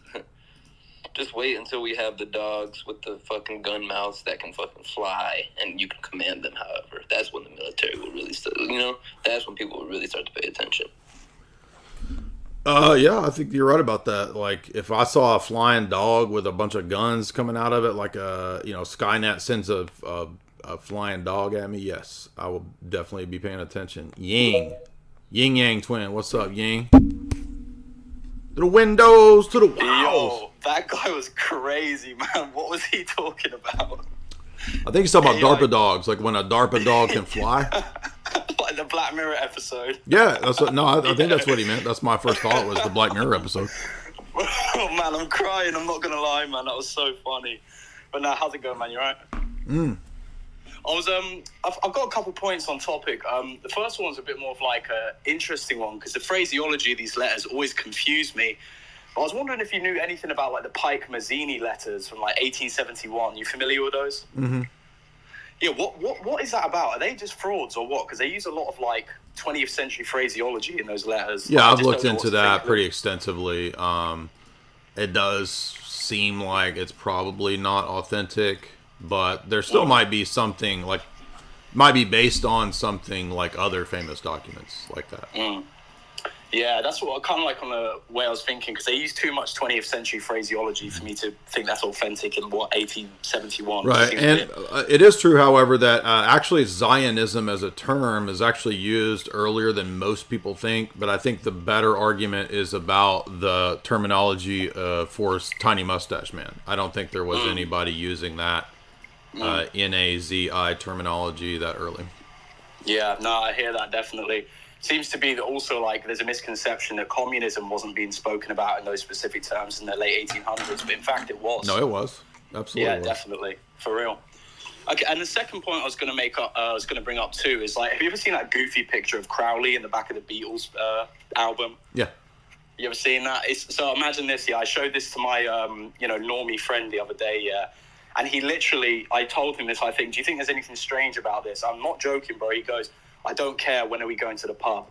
This is the mindset and level that people are at in the Western world today. Do you see what I'm saying? Like in England, people care more about football than they do the future of their own nations. Absolutely, yeah. I mean, bread and circuses. My buddy was reading a stat the other day that it was some crazy stat. I'll have to look it up, but it was like some outrageous percentage of high school graduates have never read a book, and then some other high percentage like can't read. Like literally can't read. I'm like, how do you get through high school when you can't read or read a book? I've never read a book, but yeah, there's some data in the USA, like places like states like Baltimore. It might be a city or a state, so I'm not American. Low IQ Brit here. But it's funny because like there's like 12 schools in that area alone where 0% of the kids can do math at grade level and stuff. Yeah, like exactly. That. I mean, doesn't that blow your mind? Yes. And I was going to bring up two final points too. One a quick one, so another like funny one. Are you familiar all with like the Islamic narrative about Joseph? Not off the top of my head. What do they say about Joseph? Well, it's really interesting because my boy put me onto this the other day. Basically, in the Quran, they mentioned dirhams are like over almost 1,000 years before they were even a used currency. They said that Joseph was using dirhams and stuff like that. I mean, really? It's so stupid, man. It's so dumb. Like, bro, I'm not lying to you, man. They're literally talking about like dirhams and stuff like that in 1,800. That's like Joseph Smith level stuff, because there's stuff like that in the Book of Mormon too, which is like yeah. Well, I mean, you look at the Book of Mormon; those tablets were shown to be the pagan Egyptian scrolls of breathing, and he claimed it was a gospel of Abraham. I mean, like what? Yeah, there was when we were driving to the Vegas event, we passed this place where Jamie said that she had been out there many years before, and there's like some kind of famous rock, or it's like a chair that's carved into the side of a place in New Mexico, like a rock out in the desert, and it had this Hebrew inscription on it. And so a lot of the idiot stoners and New Agers think that this is like some kind of mystical thing. But then if you read about it, it turns out that people think that Mormons 100 years ago carved Hebrew into this chair to prove that there were the Mormon tribes of Israel in Utah or whatever. Isn't that crazy? What world are we living in, man? What is going on? Everybody's a bunch of idiots. That's the problem. It's crazy, man. Thank you for that. I mean, you can basically just tell people anything. People like, what's this Billy Carson dude talk? I can't believe people believe this dude. Why is this dude on Joe Rogan? Okay. Like, I will never get on Joe Rogan, but this dude will go on Joe Rogan. Let's see what he's talking about here. I gotta hear my Billy Carsons. We have vehicles not of this world, and they've shown up in broad daylight, and they've actually deactivated nuclear codes on live nukes. So let's stop pretending like we don't know that's happening, and let's talk about now. Yeah, everybody that denies this, you just pretending. We all know the UFOs have showed up and hacked into the codes. Up, down, left, right, BA, select, start. That's the code they use, bro. You didn't know? When they turn them nukes off, boy, they just flipped it off. After contact, they hit Control, Alt, Delete. It's made and cover it with solar panels that have the right capacity for conversion. And you can power the entire United States for free. That's all we would need. All you got to do is lay out on a flat ground across the earth solar panels. The whole world could have energy for the next 1,000,000 years, bro. That's my black dude melding into Theo Von, bro. And so that's why the 0 point's being suppressed so hard. Enough is enough. Shit. People that's that ancient Egyptian. They got an energy coil. They got it all coiled up inside that pyramid. It's a coil up in there. It's a copper coil. And then them white dudes that was rednecks have got up in there and they went and sold that metal, bro. They realized that it was copper coil all up inside the pyramids, and a bunch of white meth heads trying to keep us down have got all of that copper and has sold it, bro, to get meth. That's why we can't have free 0 point energy, boy. Used to hear me talk about UFOs and aliens and life enough is enough. 10, 15, 20 years ago are now all coming back to me saying, hey, I can't believe it. You were right the whole time. You was right, man. So they're starting to really believe it, and they're starting to ask more questions. So even though we're not getting the kind of disclosure we actually want from the government, we are getting the fact that we getting the disclosure we deserve. It ain't the disclosure that we want, and it ain't even the disclosure that we need. It's the disclosure that we deserve, boy. Right now I'm starting to talk like a rapper who got his grill in right here. That they're talking about it enough to where now people are saying, oh, this is actually real. There are potentially UFOs. Well, I guess if they're talking about it as real, right? If enough people is talking about it as real, Billy Carson, my boy right there. And beings from other planets and so forth and so on. So UFOs. My mama turning tricks on a UFO. Remember that? Remember that clip? I'm surprised that clip didn't go viral. That woman talking about selling her body on a UFO. I'm not joking. That was an actual local news clip. I couldn't believe it, but it was. Y'all know what I'm talking about? Do I need to remind y'all how crazy? People are just going insane. That's the whole country is literally just going nuts. And yes, Maxine Waters will be in my top 50 at 43 impressions. Funniest local news clip. She is a lady of the evening for aliens. I'm not joking.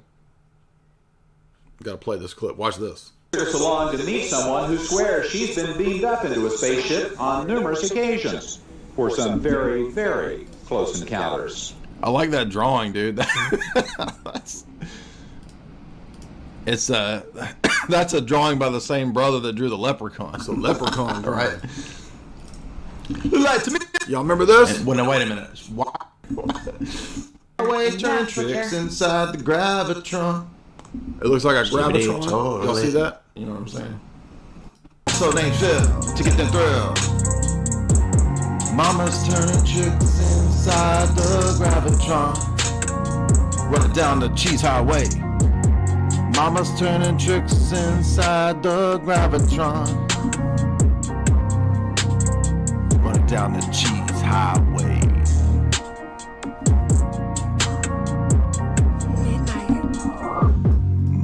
That was a good song, by the way. And if you're not watching on the video, what I said won't make sense. You'll just think I'm schizo. You just think I'm crazy. There's a gravitron with a cheese highway and a woman floating up on it. Mama's turning tricks inside the gravitron down a long cheese highway. Now, that's freaking funny. I don't care who you are. Tell me that's not funny. That is funny as heck. And there's the clip if y'all missed it. This only got 600 views. This shit should go viral, boy. Why isn't that viral? That's your fault, boys and girls. 95% boys in the 10% girls. I was looking at my stats. We got 10% ladyship audience. 90% sausage boy audience. That's okay. I'm all right to hang out with the bros. Anyway, where we at? Billy Carson over here talking about aliens. What's up? Now it's an open discussion. Even when I'm in restaurants, sometimes I hear people sitting around talking about UFOs and UAPs and aliens. Whereas before, a decade ago, I would never hear a conversation like that openly in an open public place. It's just that just means everybody's dumb. People are becoming more aware. No, people just becoming more dumb, dude. You didn't even consider that option. And more understanding and opening their minds. He figured out people are becoming more dumb so he could pull his grift. He's like, I could sell everybody on this We Was Kings Afro pyramid crap. More to the reality that we're not alone. And they're starting to ask more questions. So the benefit of all of this Arrow and ATIP and all these other programs, the benefit that we do have at least is the fact that people are becoming more open to this information. But one of the advices that I have is to really... People becoming more open to my cult. And so let me start with the government agenda first. Follow the money? Follow the money. Uh-huh. Gone releases or what government press release says, then what they're going to find is they're really just following an agenda, which always is about follow the money. And so let me start with the government agenda first. The government agenda is to make money, and it always is. It's all... What is the agenda of the New Age cult man, I wonder? Does he have an agenda to make any fat cash, to stack some cheddar on a long cheese highway? Mama's turning tricks inside the gravitron on a long cheese highway. Hawaiian power. Shout out to my Keanu supremacists. Whoa. I need a gun. Oh, Keanu. That's what I forgot in my impressions. Hey, Jay, am I live? Can you hear me? Yes. Hey, brother, just on that last point, I'm from Hawaii and I have a Hawaiian cultural background. And I think I had a similar spiritual arc to, a lot of millennials where, grew up, hated Christianity, super into New Age, Eastern religion, shamanism, and all that kind of thing. As I got older, I started getting into like the Hawaiian religion side of things, and yeah, that's what I'm talking about. I mean, look, I'm tempted. I get tempted to convert to Keanu supremacism. Oh yeah, dude. I'm a Keanist, bro. A Keanist. Yeah, but like when I was younger, I met this Hawaiian shaman dude, and he was like, "All right, I'm gonna show you like the ancient black magic stuff." And I was so naive. I was like, "Yep, sounds good." And we're doing like these rituals, and like no joke, we're sober, like no drugs at all. And I'm seeing like these entities that look just like the ancient Hawaiian carvings, and they're like explaining to me how they guided Hawaiians supernaturally across the Pacific with star lines and the instructions of how to build the canoes and everything. And that sounds like all fine, well, and dandy. But, you know, like as I got deeper into doing rituals with this guy, I come to find out the aerial realm of the spirits, dude, these spirits are hungry for human blood. You know, and you see that commonality across all human cultures. Yeah, and they always want human sacrifice. Exactly. Why is that? Yeah. And like even with like all these new agers, like you can see like this return to the ancient ways and like this drive for that. Yeah. And you know, I'm on my way to becoming an Orthodox Christian, but like I totally believe that we're not too far away from a time where, you know, you'll start seeing some of these human sacrifice cults getting more normalized. Yeah. Which is crazy. Like it sounds so schizophrenic. No, that's in one. No, it's not, because it's in one of those UN documents. And I remember Alex talked about that like 15 years ago, and I thought that was crazy when he said that. And I first heard that, I was like, "What? No." But no, it actually is in there. And since that time, I've read at least 2 of the global elite that talk about how, I mean, there's nothing wrong with bringing back those kinds of cults because it might, you know, cull the herd. I mean, they're that crazy. Yeah, depopulate the earth, you know. It's No, well, so Arthur Kessler in his Ghost in the Machine book says that the rise of human sacrifice and cannibalism actually led to the evolution of man. I'm not joking. So, like, we evolved because of eating each other. So, I think you're spot on. And yeah, the people that go and do these kind of drug trips, they have. I mean, I didn't have an experience where anybody was telling me to eat somebody, but you know, I've had bad trips, and yeah, you do see entities, you see these beings, and they try to influence you. So my point is, yes, I'm converting to Keanuism. I'm about to become a Keanist. I need a gun. If you want, I like how the last John Wick had like 4 lines in it. I'm like, I mean, most of the movie is him, you know, punching and kicking and shooting, and I'm like, they didn't give him more lines. He's in that line. He used that line like twice.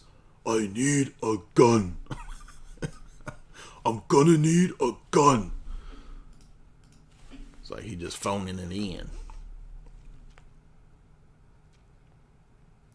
Dan Barn. That's a wholesome name right there. Dan Barn. Bob Shed or Dan Barn? Whose side Dan y'all on? Barn. I don't know. What do you mean, whose side am I on? It's a joke, dude. What's up? I don't know. Well, I've got a question that has to do with a lot of what you've been talking about. Okay. So my dad is super involved politically. He's listened to Alex for, I don't know, 15, 20 years. He's got 3 degrees. He's completely consumed, long story short. And not to give too much information, I'm anonymous here, so it doesn't really matter. But so him and my mom are about to get divorced after 40 years.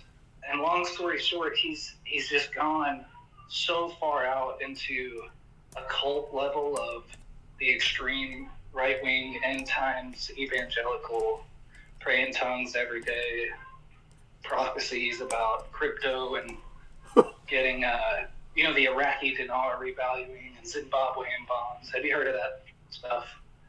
I have not, no.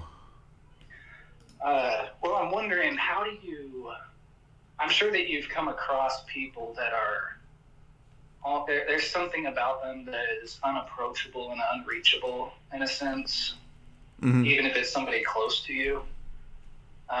It's almost like there's something spiritual going on where they're just entirely consumed and possessed by this obsession that it's just all they think and talk about. It's like the only thing that they can do. Yeah, we would say that's a kind of we would call it a delusion, or in the Orthodox Church it's called prelest, where you get obsessed with something that you think is, God, or you replace God with that. You think that God's leading you to that. And it's a very powerful delusion, because our own hearts can be very deceptive and make us think that, whatever's happening is God, and we can mistake our own desires and emotions for God. Yeah, that's how do you talk to somebody that I don't know. I mean, I don't know. I would just say, I would imagine if if your dad's he sounds like he's an intelligent guy. I would say that eventually what happens with a lot of these kind of,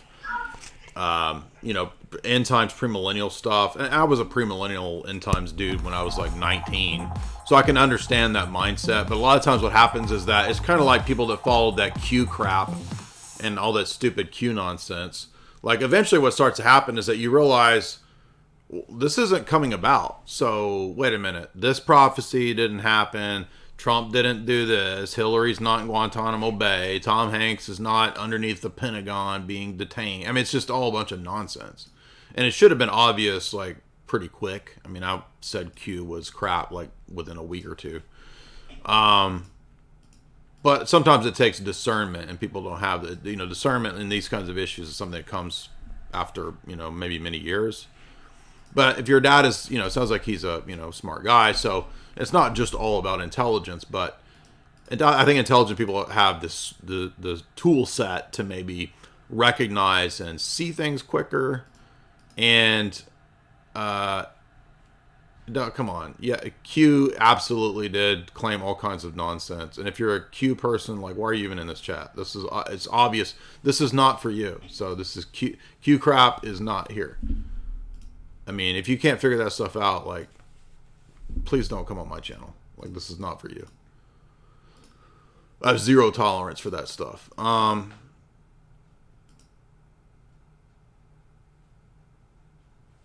Anyway, I would just kind of keep up with the things that never come to pass, because for false prophets, false religions, like, eventually the stuff that they talk about doesn't happen.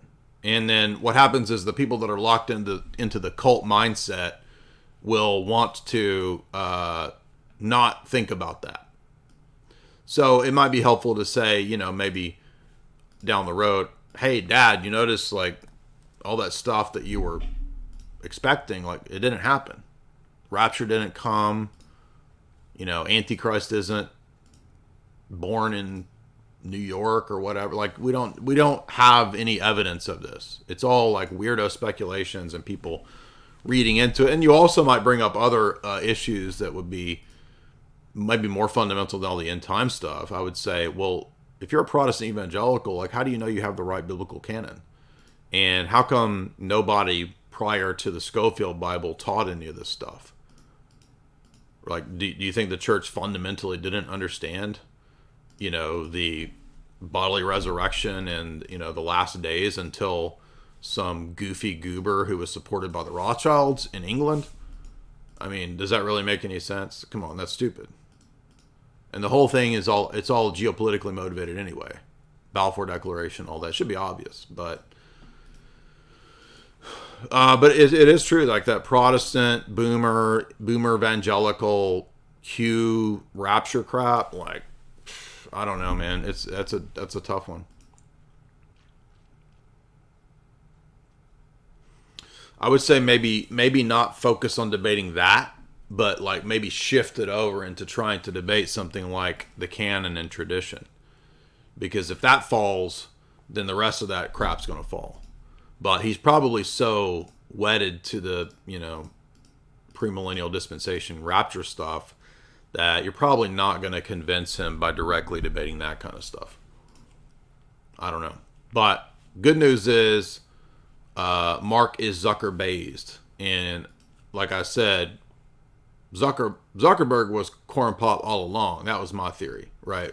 that was one of the Q drops, right? Zuckerberg was Q all along. I'm being stupid. I'm joking, but people are so stupid they won't even realize I'm joking.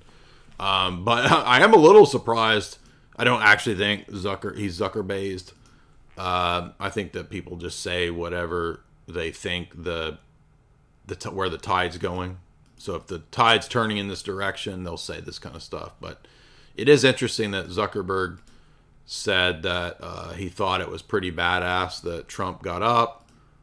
He said that it doesn't make sense to reduce intelligence to think that you could upload your mind to a cloud. That sounds like, has Zuckerberg been listening to me? By the way, you notice that style he's got going? People were pointing out, like, Zuckerberg got that style from me, son. Remember that image the people put up? They're like, dude, Zuckerberg took your style, dude. What the heck?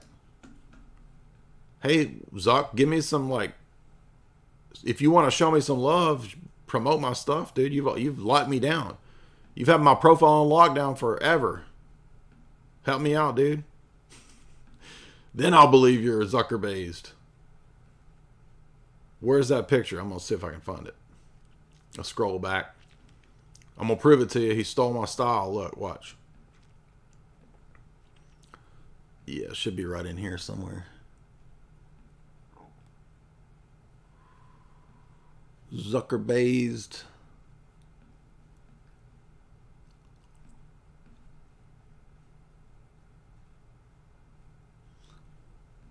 I'm going to read a couple super chats and then we'll go back to... Where's that picture at? We'll go back to open forum. Oh, now I can't find it. It's on my Instagram, but I can't find it over here.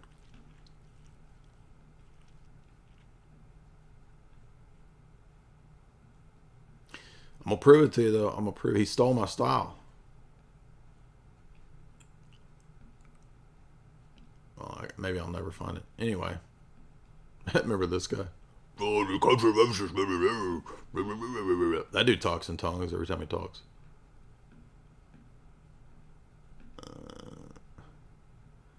Yo, default is talking in tongues.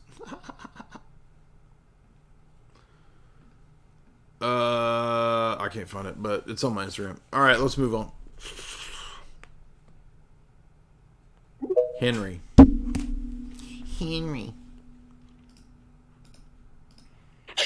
Hello. Yo. Hey, to go back, I never heard of this guy, Billy Carson, but I ran into a post on Instagram the other day of this black guy, and he was talking about,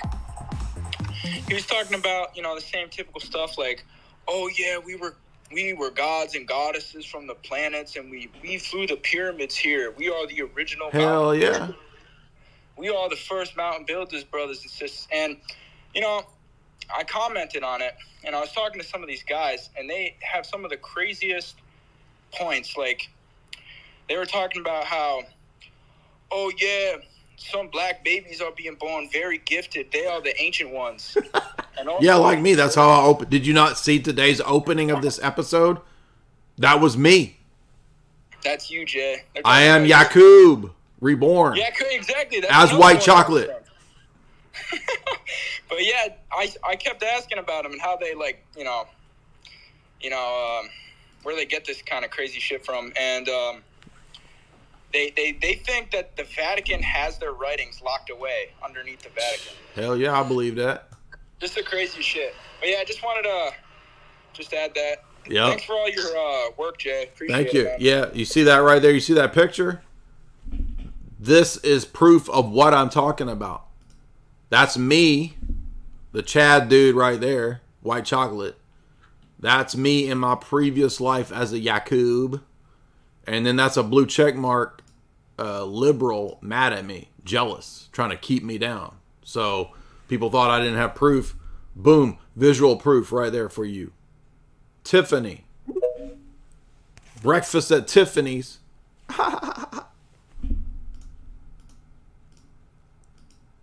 You, Tiffany.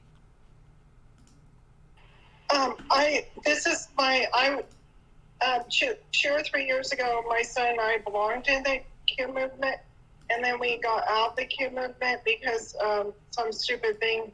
And so I'm just sharing with you what it was. All it was is a trap. It was an emotional trap for everybody to not start fighting together. Right. And it was a huge form of division, and it was a spiritual attack on all of us Goyim people and all of us Christians not to start fighting.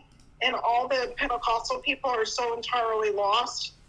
They are completely lost in this because they're tied to Israel so deeply. They're not tied to their own culture. And the lack of culture is so prevalent in the Goyim or white culture because they don't know where they come from. And that's all I have to share with you. Well, I tell you where you come from. You come from planet Yakub. And until you realize that, you're going to be lost. And I just showed you proof right there in that picture.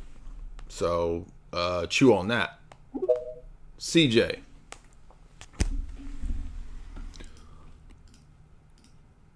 And if y'all don't know about the Space Pimps, you could join the Space Pimp Alliance right here. I got it up for you.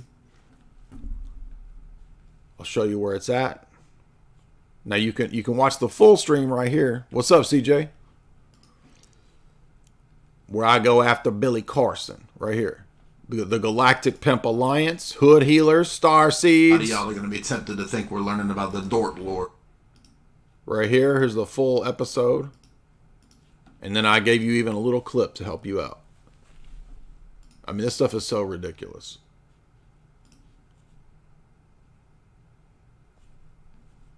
I'm trying to help y'all out. Y'all a bunch of star seeds who had got throwed. Moonbeavers. Look right here. Do y'all want to join the Galactic Pimp Alliance, starring Billy Carson? Where it at? Where it at?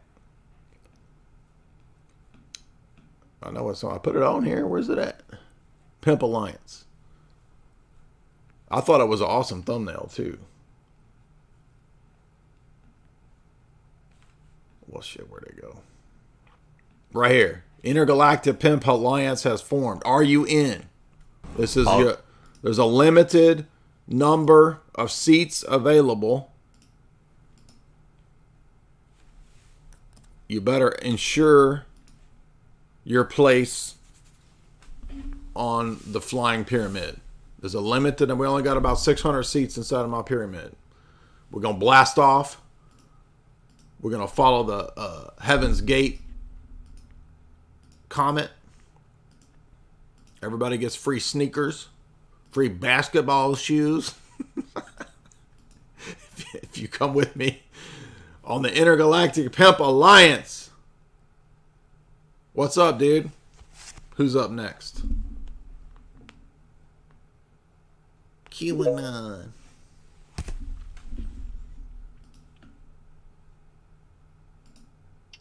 Hello, Jay. Can you hear me or not? Yes.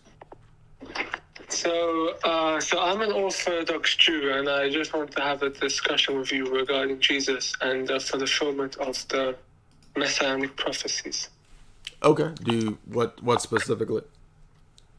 So I just want to ask a few questions because I'm not really sure what sect of Christianity you are in. So I know you guys have different views. You know, so right. Well, I'm Orthodox Christian, so Eastern Orthodox. Okay, Eastern Orthodox. That's nice because my best friend's actually Eastern. So, do you believe in the new covenant as mentioned in Jeremiah 31? Yes. And you believe that's been fulfilled, or partially fulfilled, or waiting to be fulfilled? Like, what do you believe it to be? Well, we believe that at the first coming of the Messiah, he brought the reality of that new covenant that is characterizing our age. And then the fullness of that will be brought in at the eschaton. So it's a both and, yes.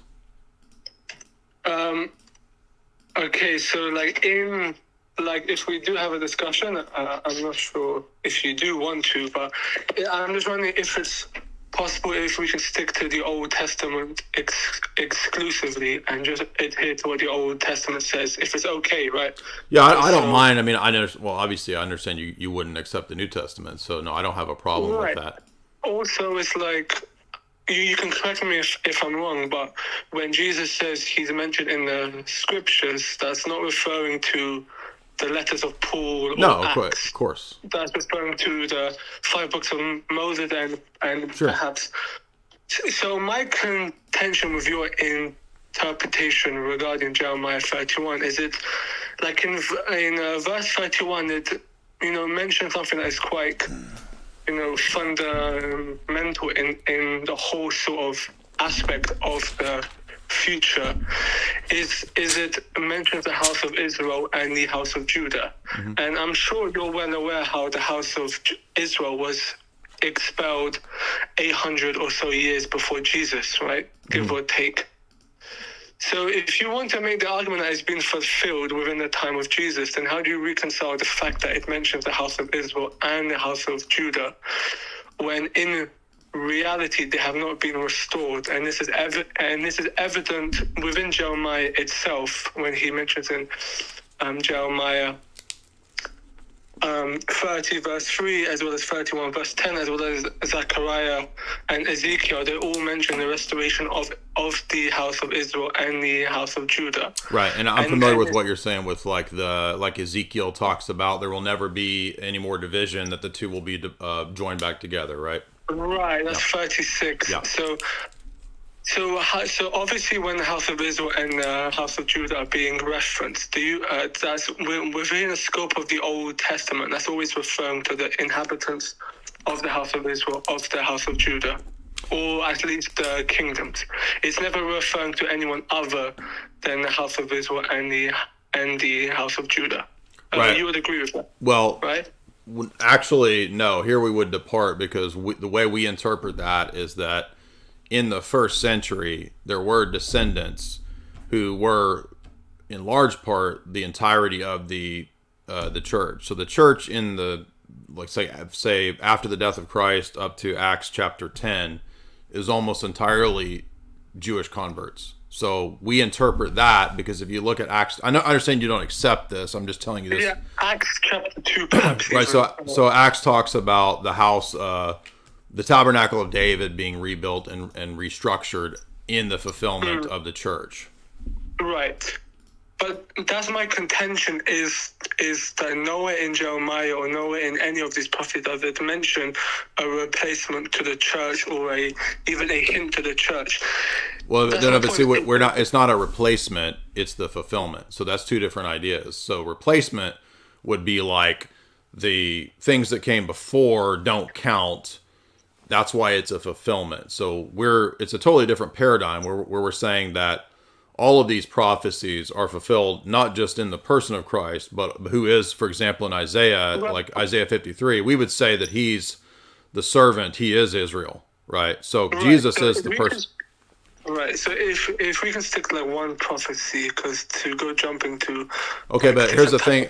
So I understand what you're saying, but here's the thing about the way a lot of prophecies work, and even the way, for example, I have the Jewish Study Bible, it will admit that messianic prophecies are sometimes just sections of a chapter, not the entire chapter or the entire book.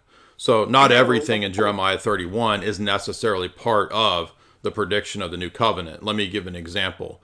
In Isaiah 19, for example, it says that there will be an altar set up in Egypt, and that Egypt, Syria, and Israel, all three will be God's footstool and his people, right? So in Isaiah 19, that didn't all happen in that time period. There was a partial fulfillment, which encapsulates the whole chapter. But as far as I understand, most, I think, Jews believe that's also a messianic fulfillment towards whenever the Messiah comes. So in the same way, I would say that there was something that occurred at the time of Isaiah 19 that related to, God's people and the Syrians and the Egyptians. But the full fulfillment awaits the Messianic era, which is what we would say. Isaiah 45, when it speaks about Cyrus, that's not that already occurred. within like shortly after Isaiah. So yeah, I do agree with what you're saying. Well, That's not okay, but what I'm saying the is that contention right, is. are you saying that the Cyrus is something that was only fulfilled in the person of Cyrus, or that it also has a messianic fulfillment? No, I'm saying it's not, and it's already. But that's not my point of contention. My point of contention. My point of contention is that every time the house of Israel and the house of Judah is being referenced or spoken about, it's always referring to the physical people, like in Jeremiah, or in like Zechariah, and it says they will be restored. I just disagree. I disagree that every time it's that. It's, so on what scriptural basis within the frame of the Old because Testament? Because Israel was always the true believers in God and not just the physical descendants. You see, the issue here is that you're bringing external interpretation, which is no, but see, everyone does that. You do the same thing. It's just that you have a different paradigm. Give me an example. So when I say the house of Israel and the house of Judah are always speaking about the house of Israel and the like house of Judah, what sort of like this is different to what you're doing by bringing the New Testament again, everyone brings their paradigm to any specific text. You do it, I do it. We have different paradigms. So what you're calling out is a feature of everybody's worldview, not something that's unique to mine. Right. That's. I do hear what you're saying, but like I said, the basis of it is that your interpretation, you would say, is based exclusively from the church. Well, again, our paradigms will determine how it's even understood back in the old times. So, for example, did Abraham believe in a Unitarian deity, or did he believe in the Messiah? The Christian That's not what I'm arguing. That's, but it's part of, but it's part of my argument. So I know you don't believe that, and you're not arguing that, but I'm saying that that's part of our paradigm. Right. But I'm not trying to argue every aspect within your paradigm currently. Perhaps for another time and a different time. I didn't think you were. I'm just giving an example of how. Okay, no. I'm all for examples. Like, I do like examples and I do like stuff. But look, every time House of Israel and House of Judah are referenced within the Old how do you know Testament, that? You're just saying that that's the case based on your paradigm. Because I read it, and every time. Oh, okay. So that's how we do. So when I read it, and I can just say every time it presents my position. Is that how it works?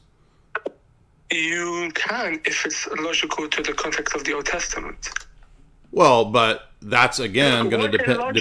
Like, give me some sort of argument against my interpretation without. Well, you just asserted that your interpretation. No, yeah, I'm giving you an argument. I'm giving you an argument. It's an epistemic argument that you just asserted that every time it is your position, and that's because that's what it says, and that's what the Old Testament says. That's just asserting your position. How do we know that every time that's the case? Because we can look for the context and we can see when Zechariah speaks to the people. Okay, but see, if we went with that perspective, then messianic prophecies would only be relevant to the immediate context. They would never be a future prophecy. When did I ever say that? No, I'm saying that. So it's a double. It's a double standard. So if we went with your original point there, that it always only means the immediate context, then you could never have a messianic prophecy that is a mirrored prediction. No, I know you didn't say that. That's my argument and critique of your position. So what's my position then? What you just said, if it was consistent, would then have to reject the notion that the messianic prophecies have an immediate and a future fulfillment. Can you repeat my statement? What I said? You just said House of Israel only refers to the literal physical House of Israel, right? No, that's not what I said. That is what you said. What do you mean? No, I said the House of Israel and the House of Judah. Okay, both. In reference, for example. Okay, now you're just this is sophistry. So you would just want to play word games and argue over shibboleths, right? What do you mean I'm playing word games? You just straw man my argument, and it wasn't a straw man. It was just restating your position. I'm not trying to. Yes, and you said the House of Israel, but I said the House of Israel and the House of Judah are always, for example. Okay, it wasn't trying to misstate your position. Okay, that's fine. So let's go back to the crux of this all. So the prophecies I'm speaking about are the restoration of Israel and Judah, and So this is what I'm referencing alongside Jeremiah 31 when it mentions. So how do you reconcile the fact that the houses of Israel and the house of Judah has not been brought together, like Ezekiel said, like Zechariah chapter 10? How do you reconcile the fact that within the time frame of the first century, in fact, the opposite happened? They were exiled instead of being returned. Yeah, just simply that the house of Israel and the house of Judah are not, in this case, literal and strictly only the physical descendants. Can you show me that within the Old Testament? Can you give me some scriptural support within the Old Testament for that? Yeah, like the fact that to be a true Israelite means, as Jeremiah says, your heart is circumcised, and that the physical flesh circumcision is not what makes you right with God, because many people before Abraham were right with God, like Noah. Right, but I'm asking in terms of when the house of Israel, when the house of Judah. Was Noah made right? Was Noah made right with God? Was Noah from the house of Judah or from the house of Israel? Well, the point is that what makes one right with God is not the biological physical descent. That's the point. I never said that. I just said in terms of the house of Israel and the house of Judah. Right, so the point that I'm making is that shows, as Paul argues, that he's correct to say that the true Israel has always been those who are believers in God from the heart, and that physical circumcision was a time-bound external symbol and not what made you right with God. So it was always the spiritual Israel.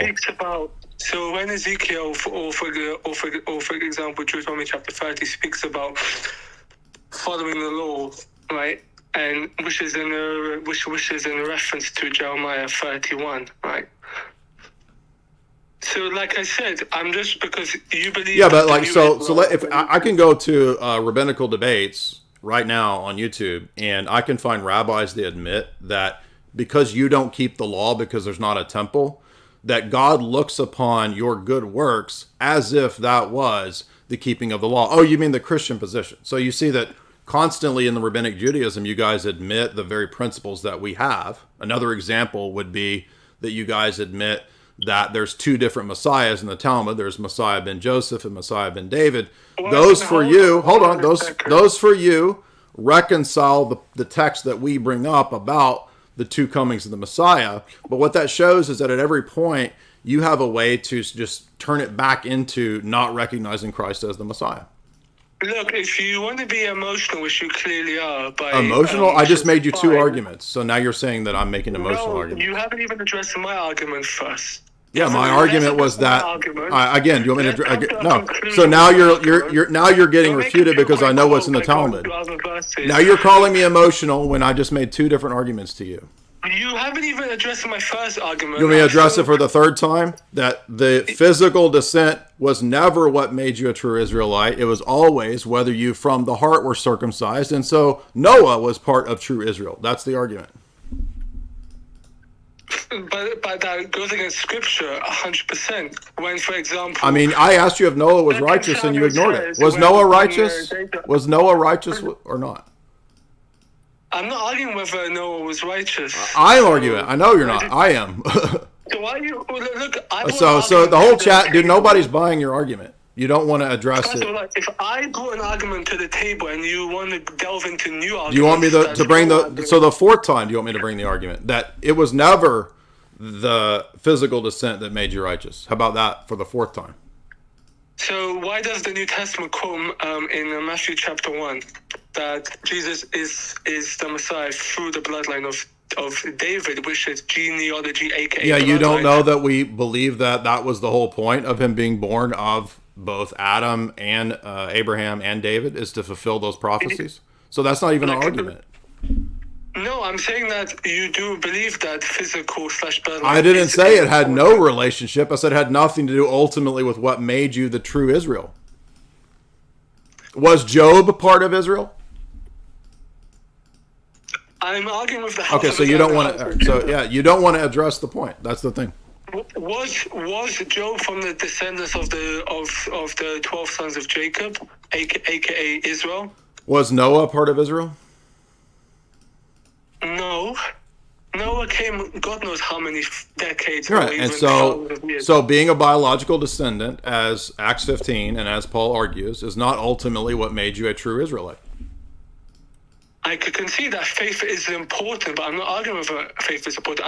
I'm arguing that when it speaks about the house of Israel and the house of Judah, always the references are with the physical people. No, that's your And you're saying, presupposition no, that it always only means the physical, and I'm challenging fine, that. so show me a time when it doesn't then. Show me a time when the house of Israel and the house of Noah Judah was made don't righteous mean- with God, and so he's part of the heavenly Jerusalem. Can you He's show part me of the true people of God. Can you show It's me where how about where Jeremiah Noah- himself says that to be right with God means that you're circumcised in your heart. How about that? Is I know to be right with God. I do believe that Gentiles will come to Israel. That's not what I'm arguing. I'm arguing with the house of Israel and the house of Judah. How I'm was not arguing who with something that happened was 2,000 years before. Melchizedek a priest of God? Yes. How is that? Why are we jumping from Because first these century- things disprove your presupposition that every text refers to the biological descendants, and I'm giving you multiple people who were made right with God and thus constitute part of spiritual Israel. I know that. That's not what I'm arguing. I'm not arguing that you can't. Then be these things righteous. disprove your argument. No, it does not. How does it not? Because Jeremiah 31 says the ancestors that I took you out of Egypt. None of the Melchizedek, no Job, no. You're missing the no point. The point is that No, I'm not spiritual missing the Israel. point. No. So can you show me where in Jeremiah 31 when it says your ancestors that I took you out of Egypt? Can you give me an So this argument is how what that you do. makes- Like, you don't accept canonical holistic interpretation. You only accept what works for you in the immediate, self-evident, right, interpretation of the text, right? That's not true, because when you read Jeremiah 31, Which is verses why, 1 to right? 34, Which is why I brought it up, yeah. explicitly So you're mentions- inconsistent, right? Because that's when No, I brought I'm up not messianic, inconsistent. right? So no, Jeremiah but 31. you already admitted, One second, hold you on a already second. admitted that messianic prophecies can be immediate and future fulfillment. Did you not? I said messianic prophecies are messianic.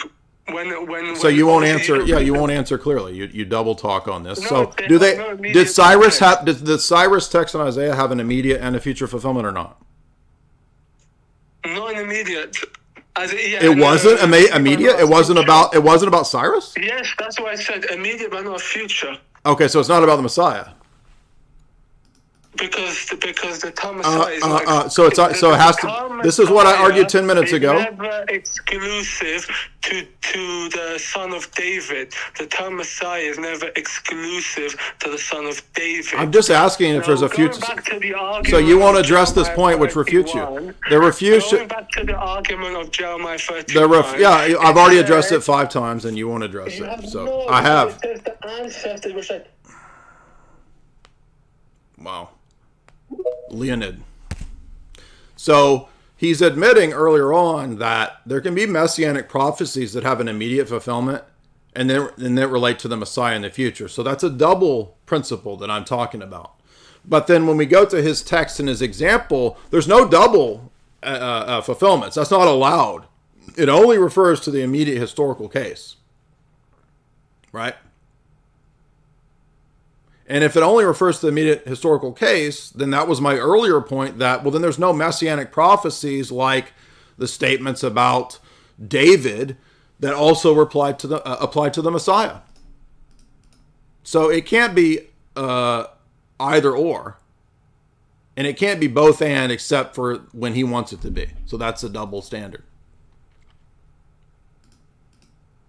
And when I start talking about the other examples, what does he do? He says, no, you can only talk about Jeremiah 31. You can't talk about these other examples. All right, whatever. What's up?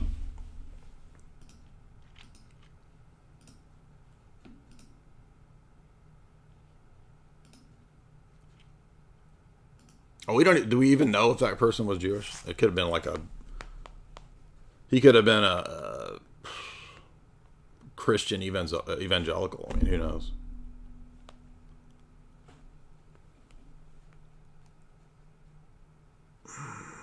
Josh. I mean, I have the Jewish Study Bible. It literally says constantly throughout the Old Testament when it's a messianic prophecy. And many of these messianic prophecies are sections of Psalms, sections of Jeremiah that apply to the future and to the immediate present of the writer.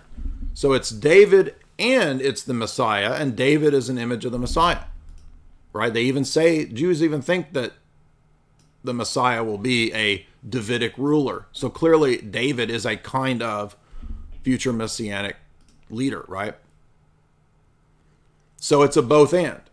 But when we actually go to the various texts, there is no both and. It's only immediate historical literal interpretation. So you see that Judaism has typically had to do this move where when they argue with a Christian, there's only the immediate grammatical historical. But when you go to Jewish exegetes, they believe in the four senses of Scripture. Did you know that? It's called pardes, P-A-R-D-E-S. But they won't argue this way when they're arguing publicly with people.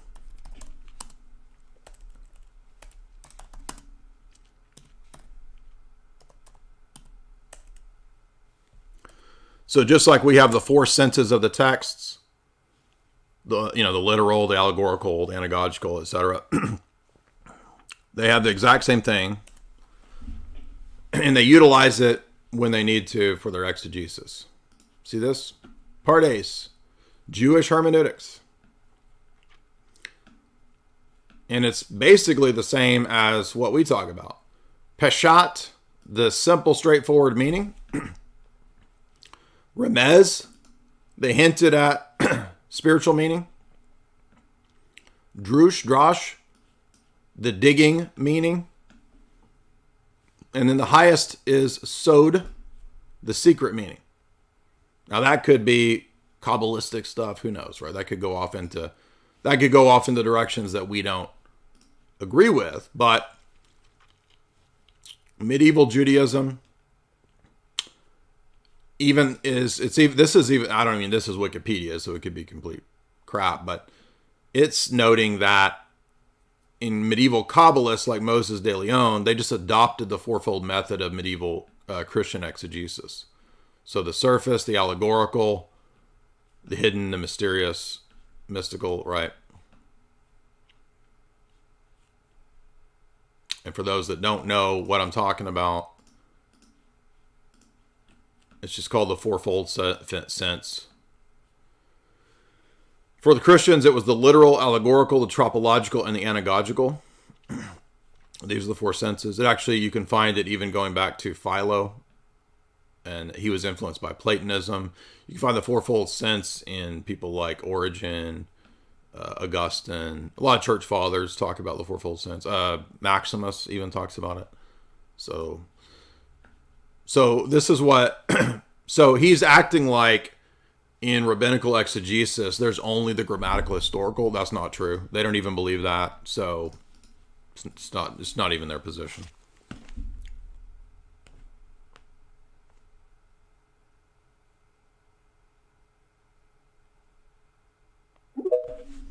Be reconciled.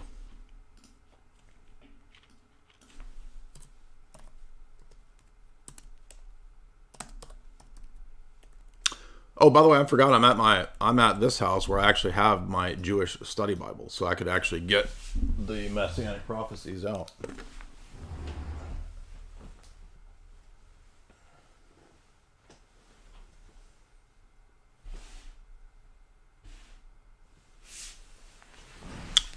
I have to find it.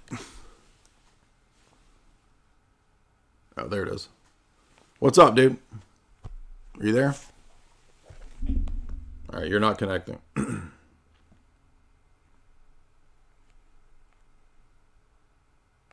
Baron's Yurt. Baron Yogurt.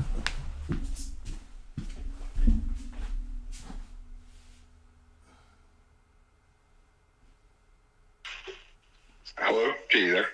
Yep. Hey, how you doing? What's up? So just a couple questions. So, very recently, I've kind of like come to reject sort of the Calvinist reform position. So now I'm kind of sitting in like a middle ground in between, going either towards a more like a Leighton Flowers provisionist camp or going to Eastern Christianity.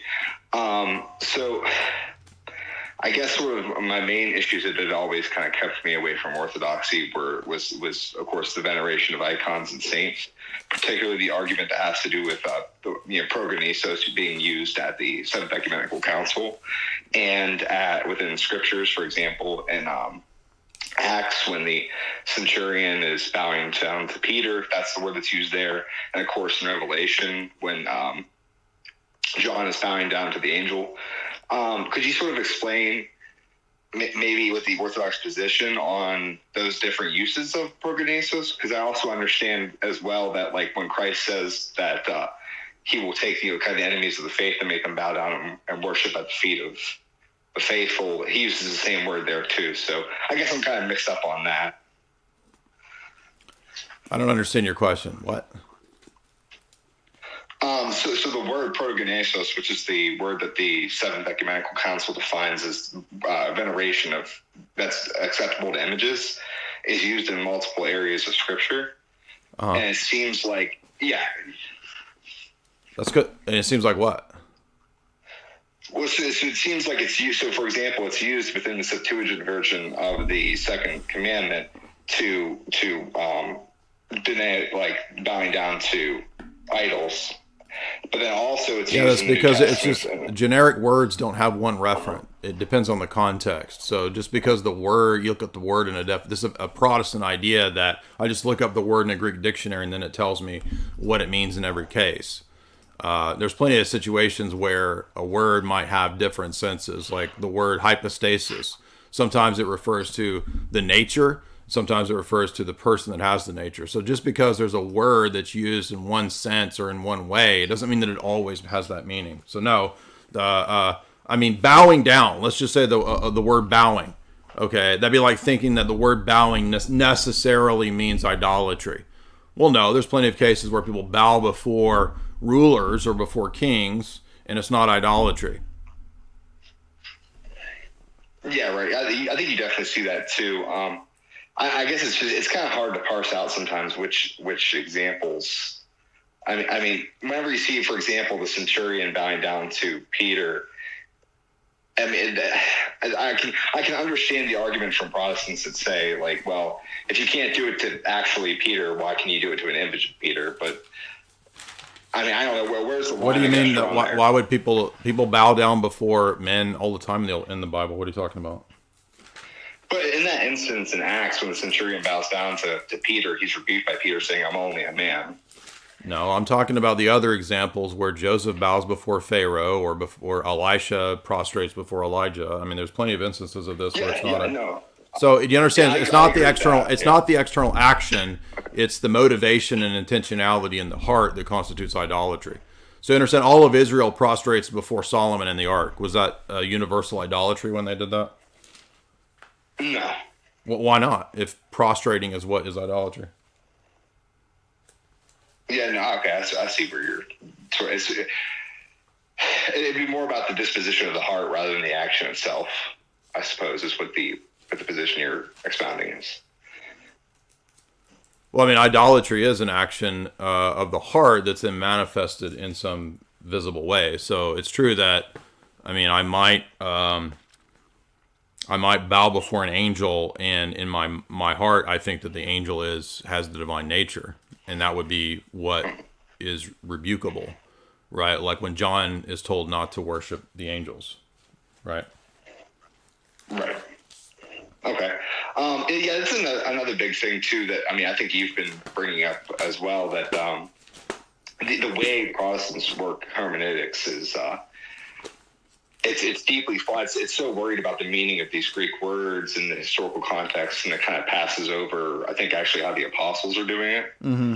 I mean, if you look at, for example, I mean, this was huge to me reading Stephen's martyrdom, where he's addressing like how Moses killed the slave master as being typological of what God was going to do to Israel. Like, he's making an allegorical argument interpretation there. So I just don't understand why. I guess as far as I'm kind of rambling on about this point, but that's a huge issue for me too. It's like, well, maybe the way they're doing hermeneutics is completely false. But I won't take up too much more time. But what works do you have specifically that would be good on this issue of the Seventh Ecumenical Council view of iconography, and maybe on biblical hermeneutics. I mean, read St. Theodore the Studite on the Holy Icons, and read John Damascus's on the Holy Images, and then read the book, the Williams and Anstall book on how Orthodox worship is the continuation of the temple and the synagogue system. And the temple and the synagogue both had icons. I mean, why did God fill that? Why did God put a bunch of images in the temple if he's an iconoclastic deity? That's true. And of course the baptistry at Europa too. Yeah, exactly. Thank you for that. Now, I got sidetracked there because I wanted to look up in the Jewish Study Bible, which shouldn't be too controversial, an example of something I'm talking about. And for example, Psalm 2, I think everybody knows that's a messianic psalm. It's kind of obvious one, right? And what do we see in Psalm 2? Well, we see a historical person, David. Is this controversial? Do we agree on this? Or like, and the notes, understand that the notes aren't infallible, but I mean, the notes in the Jewish Study Bible say that when it calls David his anointed, it might refer to Messiah the King here. The same term is used to refer to the future messianic ruler like a Davidic king. The relationship between God and the king is very close. To attack the Lord's anointed is equated with attacking him. The Davidic king was viewed by some as God's earthly representative. So, now wait a minute. Is the prophecy about David or the Messiah? Now remember, on that guy's line of argumentation, can't be the Messiah. It's got to only be David, because it's the literal historical. Because his argument was that any time house of Israel and Jacob is used, it only refers to the physical descendants. Okay, so we can't think about the immediate historical context and the future spiritual fulfillment, because in their own text they do the same thing. They'll say the immediate historical is David, but it's also a reference to the Messiah. But wait a minute, how come you get to do that? Well, that's because that's what the text says. Oh, okay. Well, then the text says what I say. I mean, just saying, well, that's what the text says. I mean, and most of the messianic prophecies operate this way. Well, I wouldn't say most of them. Many of them operate where we have something that's stated about the time, like what I said about Isaiah 19, and then a future fulfillment. Which in other words, I'm just saying that they have the exact same principle we do, but then they're saying that you can't do that. The burden of Egypt, and then it talks about God's judgment on Egypt. Now this is a judgment that is something in Isaiah's day, right? Or he's talking about something going on at that time. But there's this fulfillment of a future point where there will be an altar in Egypt. But how, as a Jew, could there ever be an altar in Egypt?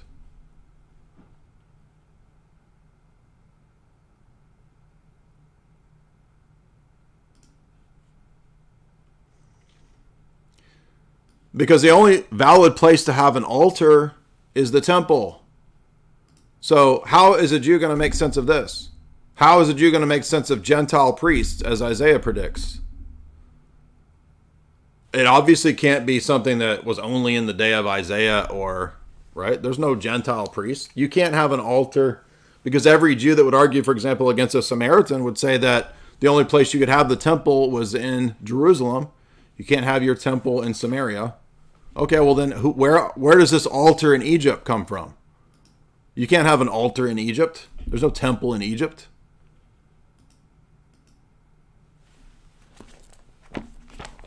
So there's an immediate event, and then there's a future fulfillment. The future fulfillment makes sense in Christianity, to where the worship of the God of Israel goes out through the church to Egypt. I'm curious what the Jewish Study Bible says about this passage in Isaiah 19. Let's see what it says. In that day there will be an altar to the Lord in Egypt. So this is 19:19. Let's see. Interesting. There's no notes. So you can see for yourself. The verse is Isaiah 19:19. And the Jewish Study Bible conveniently skips it. You're going to say I'm making it up. I'll show it to you.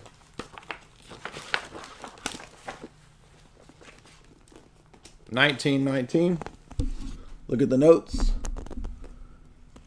See it right there? The Jewish Study Bible notes skip Isaiah 19:19. I wonder why. Well, why and how could there ever be an altar in Egypt to Yahweh?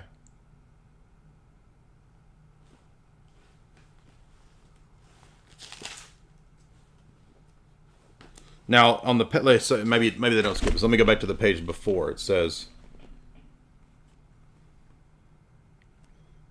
these passages share a vision of a new world order.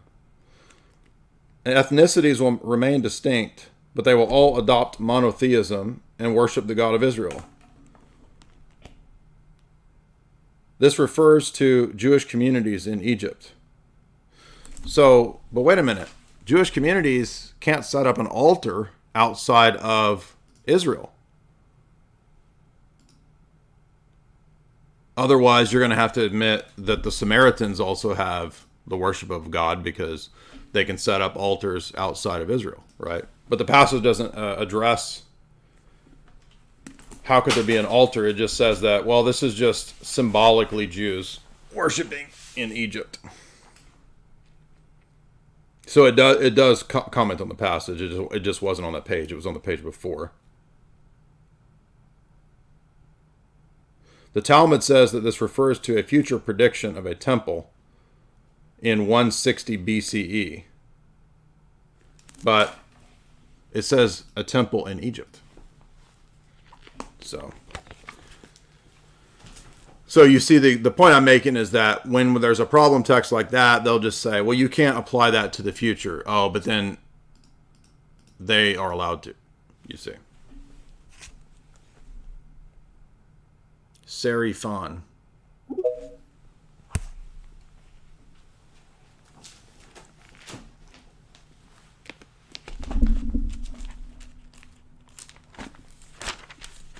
Hello, can you hear me, Jay? Yep. Yeah, how are you doing, mate? Good, what's up? Yeah, so about that guy you joined a few minutes ago, the Jewish guy, I actually know who he is. He's I've spoken to him on Discord before, and have you heard of Speaker's Corner in the UK? Yeah, I've heard of it, yeah. Yeah, he's really well known with the Jewish community there, and he's been attacked a few times there, actually. You can see the videos of it on YouTube. By Muslims or what? Yeah, usually by Muslims. Like, it's nearly always Muslims and Jews. Like, the Christians are generally just stick to themselves. But yeah, that's who he is. But okay.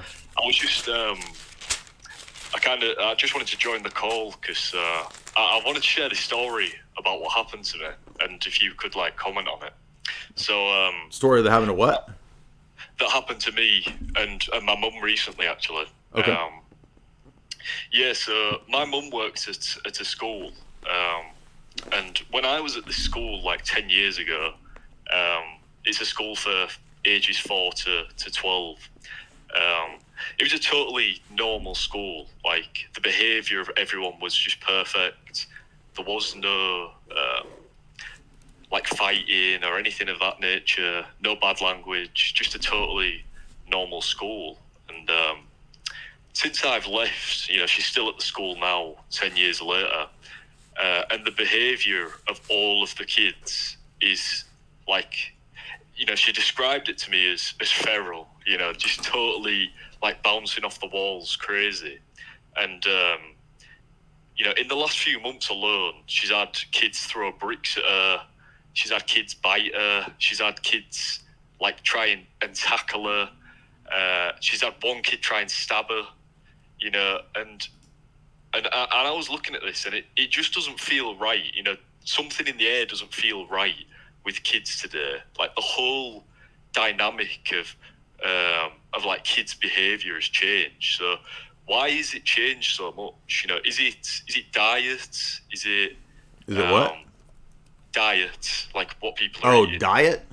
Yeah, that's right, yeah. I think it's all the above, right? So Isaiah says that when things get bad, women and children become your rulers. So women and children rule over you, and they dictate to adults and to men how things go, and that's because the society has completely degenerated. But as to why kids are that way, it's toxic food, toxic culture, toxic parenting, toxic education. It's all of it.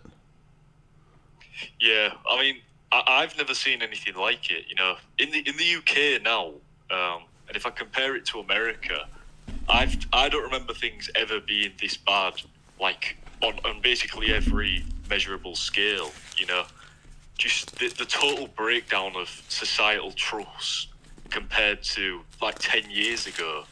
You know, we used to be able to leave our doors open and stuff, and now we can't leave our doors open because there's just so much crime, there's so much degeneracy, there's so much worry. Mm-hmm. And you know, with you being an American, maybe it's a little bit different, but this is totally alien to us in the UK, because we used to have really tight communities, especially in the north of England where I'm from. We had tight communities where people would trust each other. You know, basically everybody was a Christian, and everyone, you know, not everyone, but large contingents went to church, and you know, we're celebrating the streets together, and all this kind of like romantic idea of a perfect society. Mm-hmm. And the whole thing is just broken down. And you know, I'm a young lad. You know, I'm 21 years old, and I'm trying to tell my friends about this, and they just don't understand.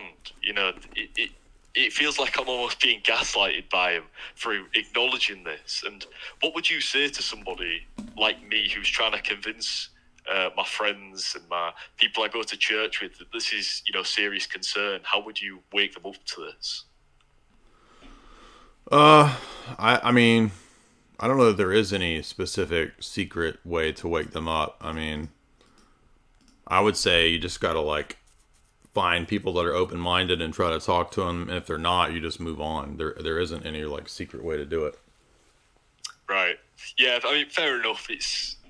I suppose it's one of the things you just have to persevere with. You know, just get on with it. But yeah, I mean, that's basically all I wanted to share. But yeah, appreciate the yeah. Well, I'm sorry it's getting bad there. I mean, it sounds crazy. Yeah. Appreciate that. Yeah, I was looking up some more of these examples. In Isaiah 66, for example, you have the statement that there will be Gentile priests. How is that possible?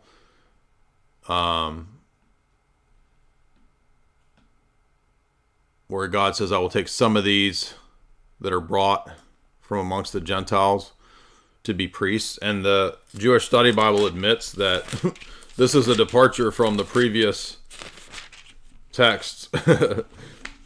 Yeah, exactly. Well, it's not a departure if you have the Christian interpretation, right? So here's what the note says. They say, Gentile priests serving in Jerusalem, a radical departure from Numbers, which says that only the descendants of Moses' brother Aaron can be priests. Or it is just Israelites. So even though it says Gentiles, well, let's just say it's Israelites, right? So there's the note. But there's the same text in Isaiah 61, which says very clearly, strangers will pasture your flocks, and they will be called priests of the Lord. How could a Gentile, who's obviously who a stranger is, be a pastor and a priest? Because only a descendant of Moses can be a priest, right? What does the note say? The nations will serve the Jews. The Jews will in turn serve the nations. But the text says that members of the nations will be the priests. It doesn't say that the Jews are the only priests. So here is the note explaining and giving the exact opposite interpretation of what the text says. So remember that guy said we just go with what the text says. Well, the text here says that Gentiles would be priests, does it not? And then the Jewish interpretation of the text says, well, it just means Jews will be priests. But it says that Gentiles will be taken as priests. How is that possible given Mosaic law and the Jewish interpretation? So you see what they do with the text. So ironically, they don't even believe what the actual literal meaning of the text says. And that's why Rabbinic Judaism then resorts to all of these wild speculations to make the text say whatever they needed to say at the time. And that's why Rabbinic Judaism doesn't make any sense and has two different messiahs. Messiah ben Joseph, Messiah ben David. Let's read some super chats. I'm getting hot and tired. And plus, it's time for the Bitcoin conference. Oscar, $5. Thank you for your devotion and work from Paris, France. I love your impressions. Thank you so much. Bobo95, $5. This is great content as always. Thank you, Bobo. Michael Geron, CZ, $1. God bless. God bless you. Vladimir Putin, $3. Would you agree that World War II, the Russians did not merely fight for Bolshevism, but for the preservation of orthodoxy? I imagine many Russians thought that. I mean, the Tiny Mustache Men followers actually marched into, I think, different places like St. Petersburg, and they took various icons and treasures because they were going to, quote, preserve them. I mean, come on, they were looting, right? So one of the famous icons, which ended up at the OCA Cathedral in Chicago, is a famous Russian Orthodox icon that the Tiny Mustache followers tried to steal. And so there's a long history to that. Are the Axis powers, were they trying to beget Nietzschean non-Orthodox systems? I think that's part of the story. Yeah, I think they were experimenting with different types of power structures. You can see, for example, Bertrand Russell, who favored socialism and Marxism. He talks about that he hopes for the success of both Bolshevism and Stalinism. They seem to walk that back later on. Zalmoxis, if revelation from God stopped after Malachi, why would we include books in the intertestamental period in the biblical canon? Well, we don't believe revelation stopped in the intertestamental period. I mean, the New Testament cites the deuterocanonical books many, many times. There's prophecies of Christ in the Book of Wisdom. So sounds like just a Protestant presupposition. John Bolerman, $10. Black Hebrew Mennonites are the real Mennonites. That is actually true. Rolf Sakes, $10. Give us your geopolitical take on Ubisoft's Assassin's Creed Black Samurai that is turning into a diplomatic issue. I don't know about this, but I'm not surprised. But the solution is just to go back to the traditional Black Hebrew Israelite Yaqub theology of me as the actual reincarnation of Yaqub. That's the solution. It's really the only solution. Ayatollah, $5. Jay, have you seen all the Protestant channels like Ruslan claiming that the shooting of a police officer is a result of a devil possessing them and the woman rebuking her? Jamie asked me about this, but I have not seen this, so I don't know anything about it, but I don't know if I would immediately conclude that. Ayatollah, Khamenei, $5. Billy is saying true things. Billy who? Billy. I overheard this at dinner. Hey, yo, Shorty. Oh, Billy Carson. Hey, yo, Shorty, come over here and get this energy coil. For real, bruh. We about to take the copper straight off of this frame. Thank you. That was the Ayatollah Khamenei of Iran. Teuton, $5. Brothers are watching Space Jam and they think it's a documentary. Are you saying it's not? Excuse me? Roscoe Rosenberg, $10. Is there anything to The Simpsons and the repeated revelations of the method? I would say if there is anything to it, it's because Evergreen College has a history of being openly well-known, connected to the CIA. It's a famously CIA-connected college, and I think many of the writers and people from The Simpsons come from Evergreen. So that would be my guess. And then I think a lot of the things are just coincidence. Bobby C, $5. Is there such thing as a Jew post-Christ, or are they pagans like Islam, or is there a more heretical sect or a Christian sect? I think that the Church Fathers and the New Testament still considers Jews to be Jews. So I think this is important because we think that there is a future conversion of Jews, and that's what we read many prophecies of, and that's what most of the Church Fathers believe in that. If you read John Damascus, he talks about that. If you read the Jordanville publication on apostasy and Antichrist, it talks about future conversion of the Jews. So if there's going to be a future conversion of the Jews, then obviously they have to still be Jews. So I don't think that they're pagan, but I don't think that Rabbinic Judaism is coherent. I think that it's kind of like whatever they need it to be as a system at the moment. I want to remind you guys, too, that head over to chalk.com. The show sponsor is Chalk. We have the most excellent red pill-based supplement company out there, chalk.com. Use the promo code J44Life. That's J-A-Y-44-L-I-F-E to get a hold of the supplements over there. Chalk is right here, CHOQ.com. I would recommend this male performance stack. Being in the gym the last several months and getting a little more svelte, hopefully. Putting on some muscle for sure. I think Chalk has helped a lot with that. And I want to remind you guys that you can take use of that promo code to get almost half off, right? I mean, so you're not going to be paying that. You're going to be paying half of that with J44 Life. You don't have to get this male performance stack. There's also female vitality stack. There's also all kinds of other options. You can buy the individual products. If you want to get the Tonkat Ali, you can. Use the promo code J44Life. That's J-A-Y-44-L-I-F-E. And also remember, you can get my books over at jasonelsis.com. Signed copies of Esoteric Hollywood 1 and 2 and my philosophy texts over there. My lectures as well. You can subscribe. You can get access to all that on Rockfin too, which is a great free speech-based platform, ROKFIN.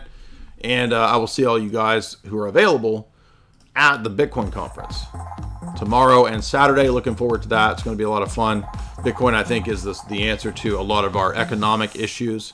I saw some people tweeting the other day about the fact that we can never actually pay back the debt, right? To the national debt can never actually. We will always forever be paying the interest on the debt and never the actual debt. So there's no way out of this, and that means that eventually this system just can't continue.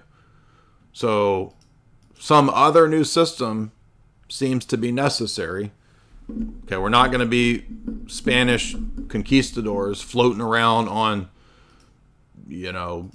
frickin' ships like Jack Sparrow with giant chests of gold. Okay, we're not going back to 1600s. Wouldn't it be wonderful if there was some version of digital gold that would work in the digital era? Oh, well, there just happens to be that. It's called Bitcoin. Elliot B. Hello, Jay.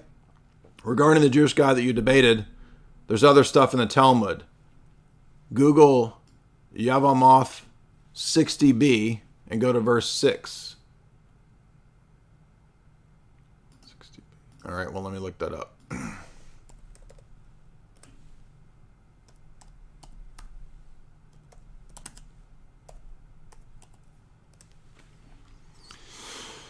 And you said scroll down to 6. Or what did you say? 6.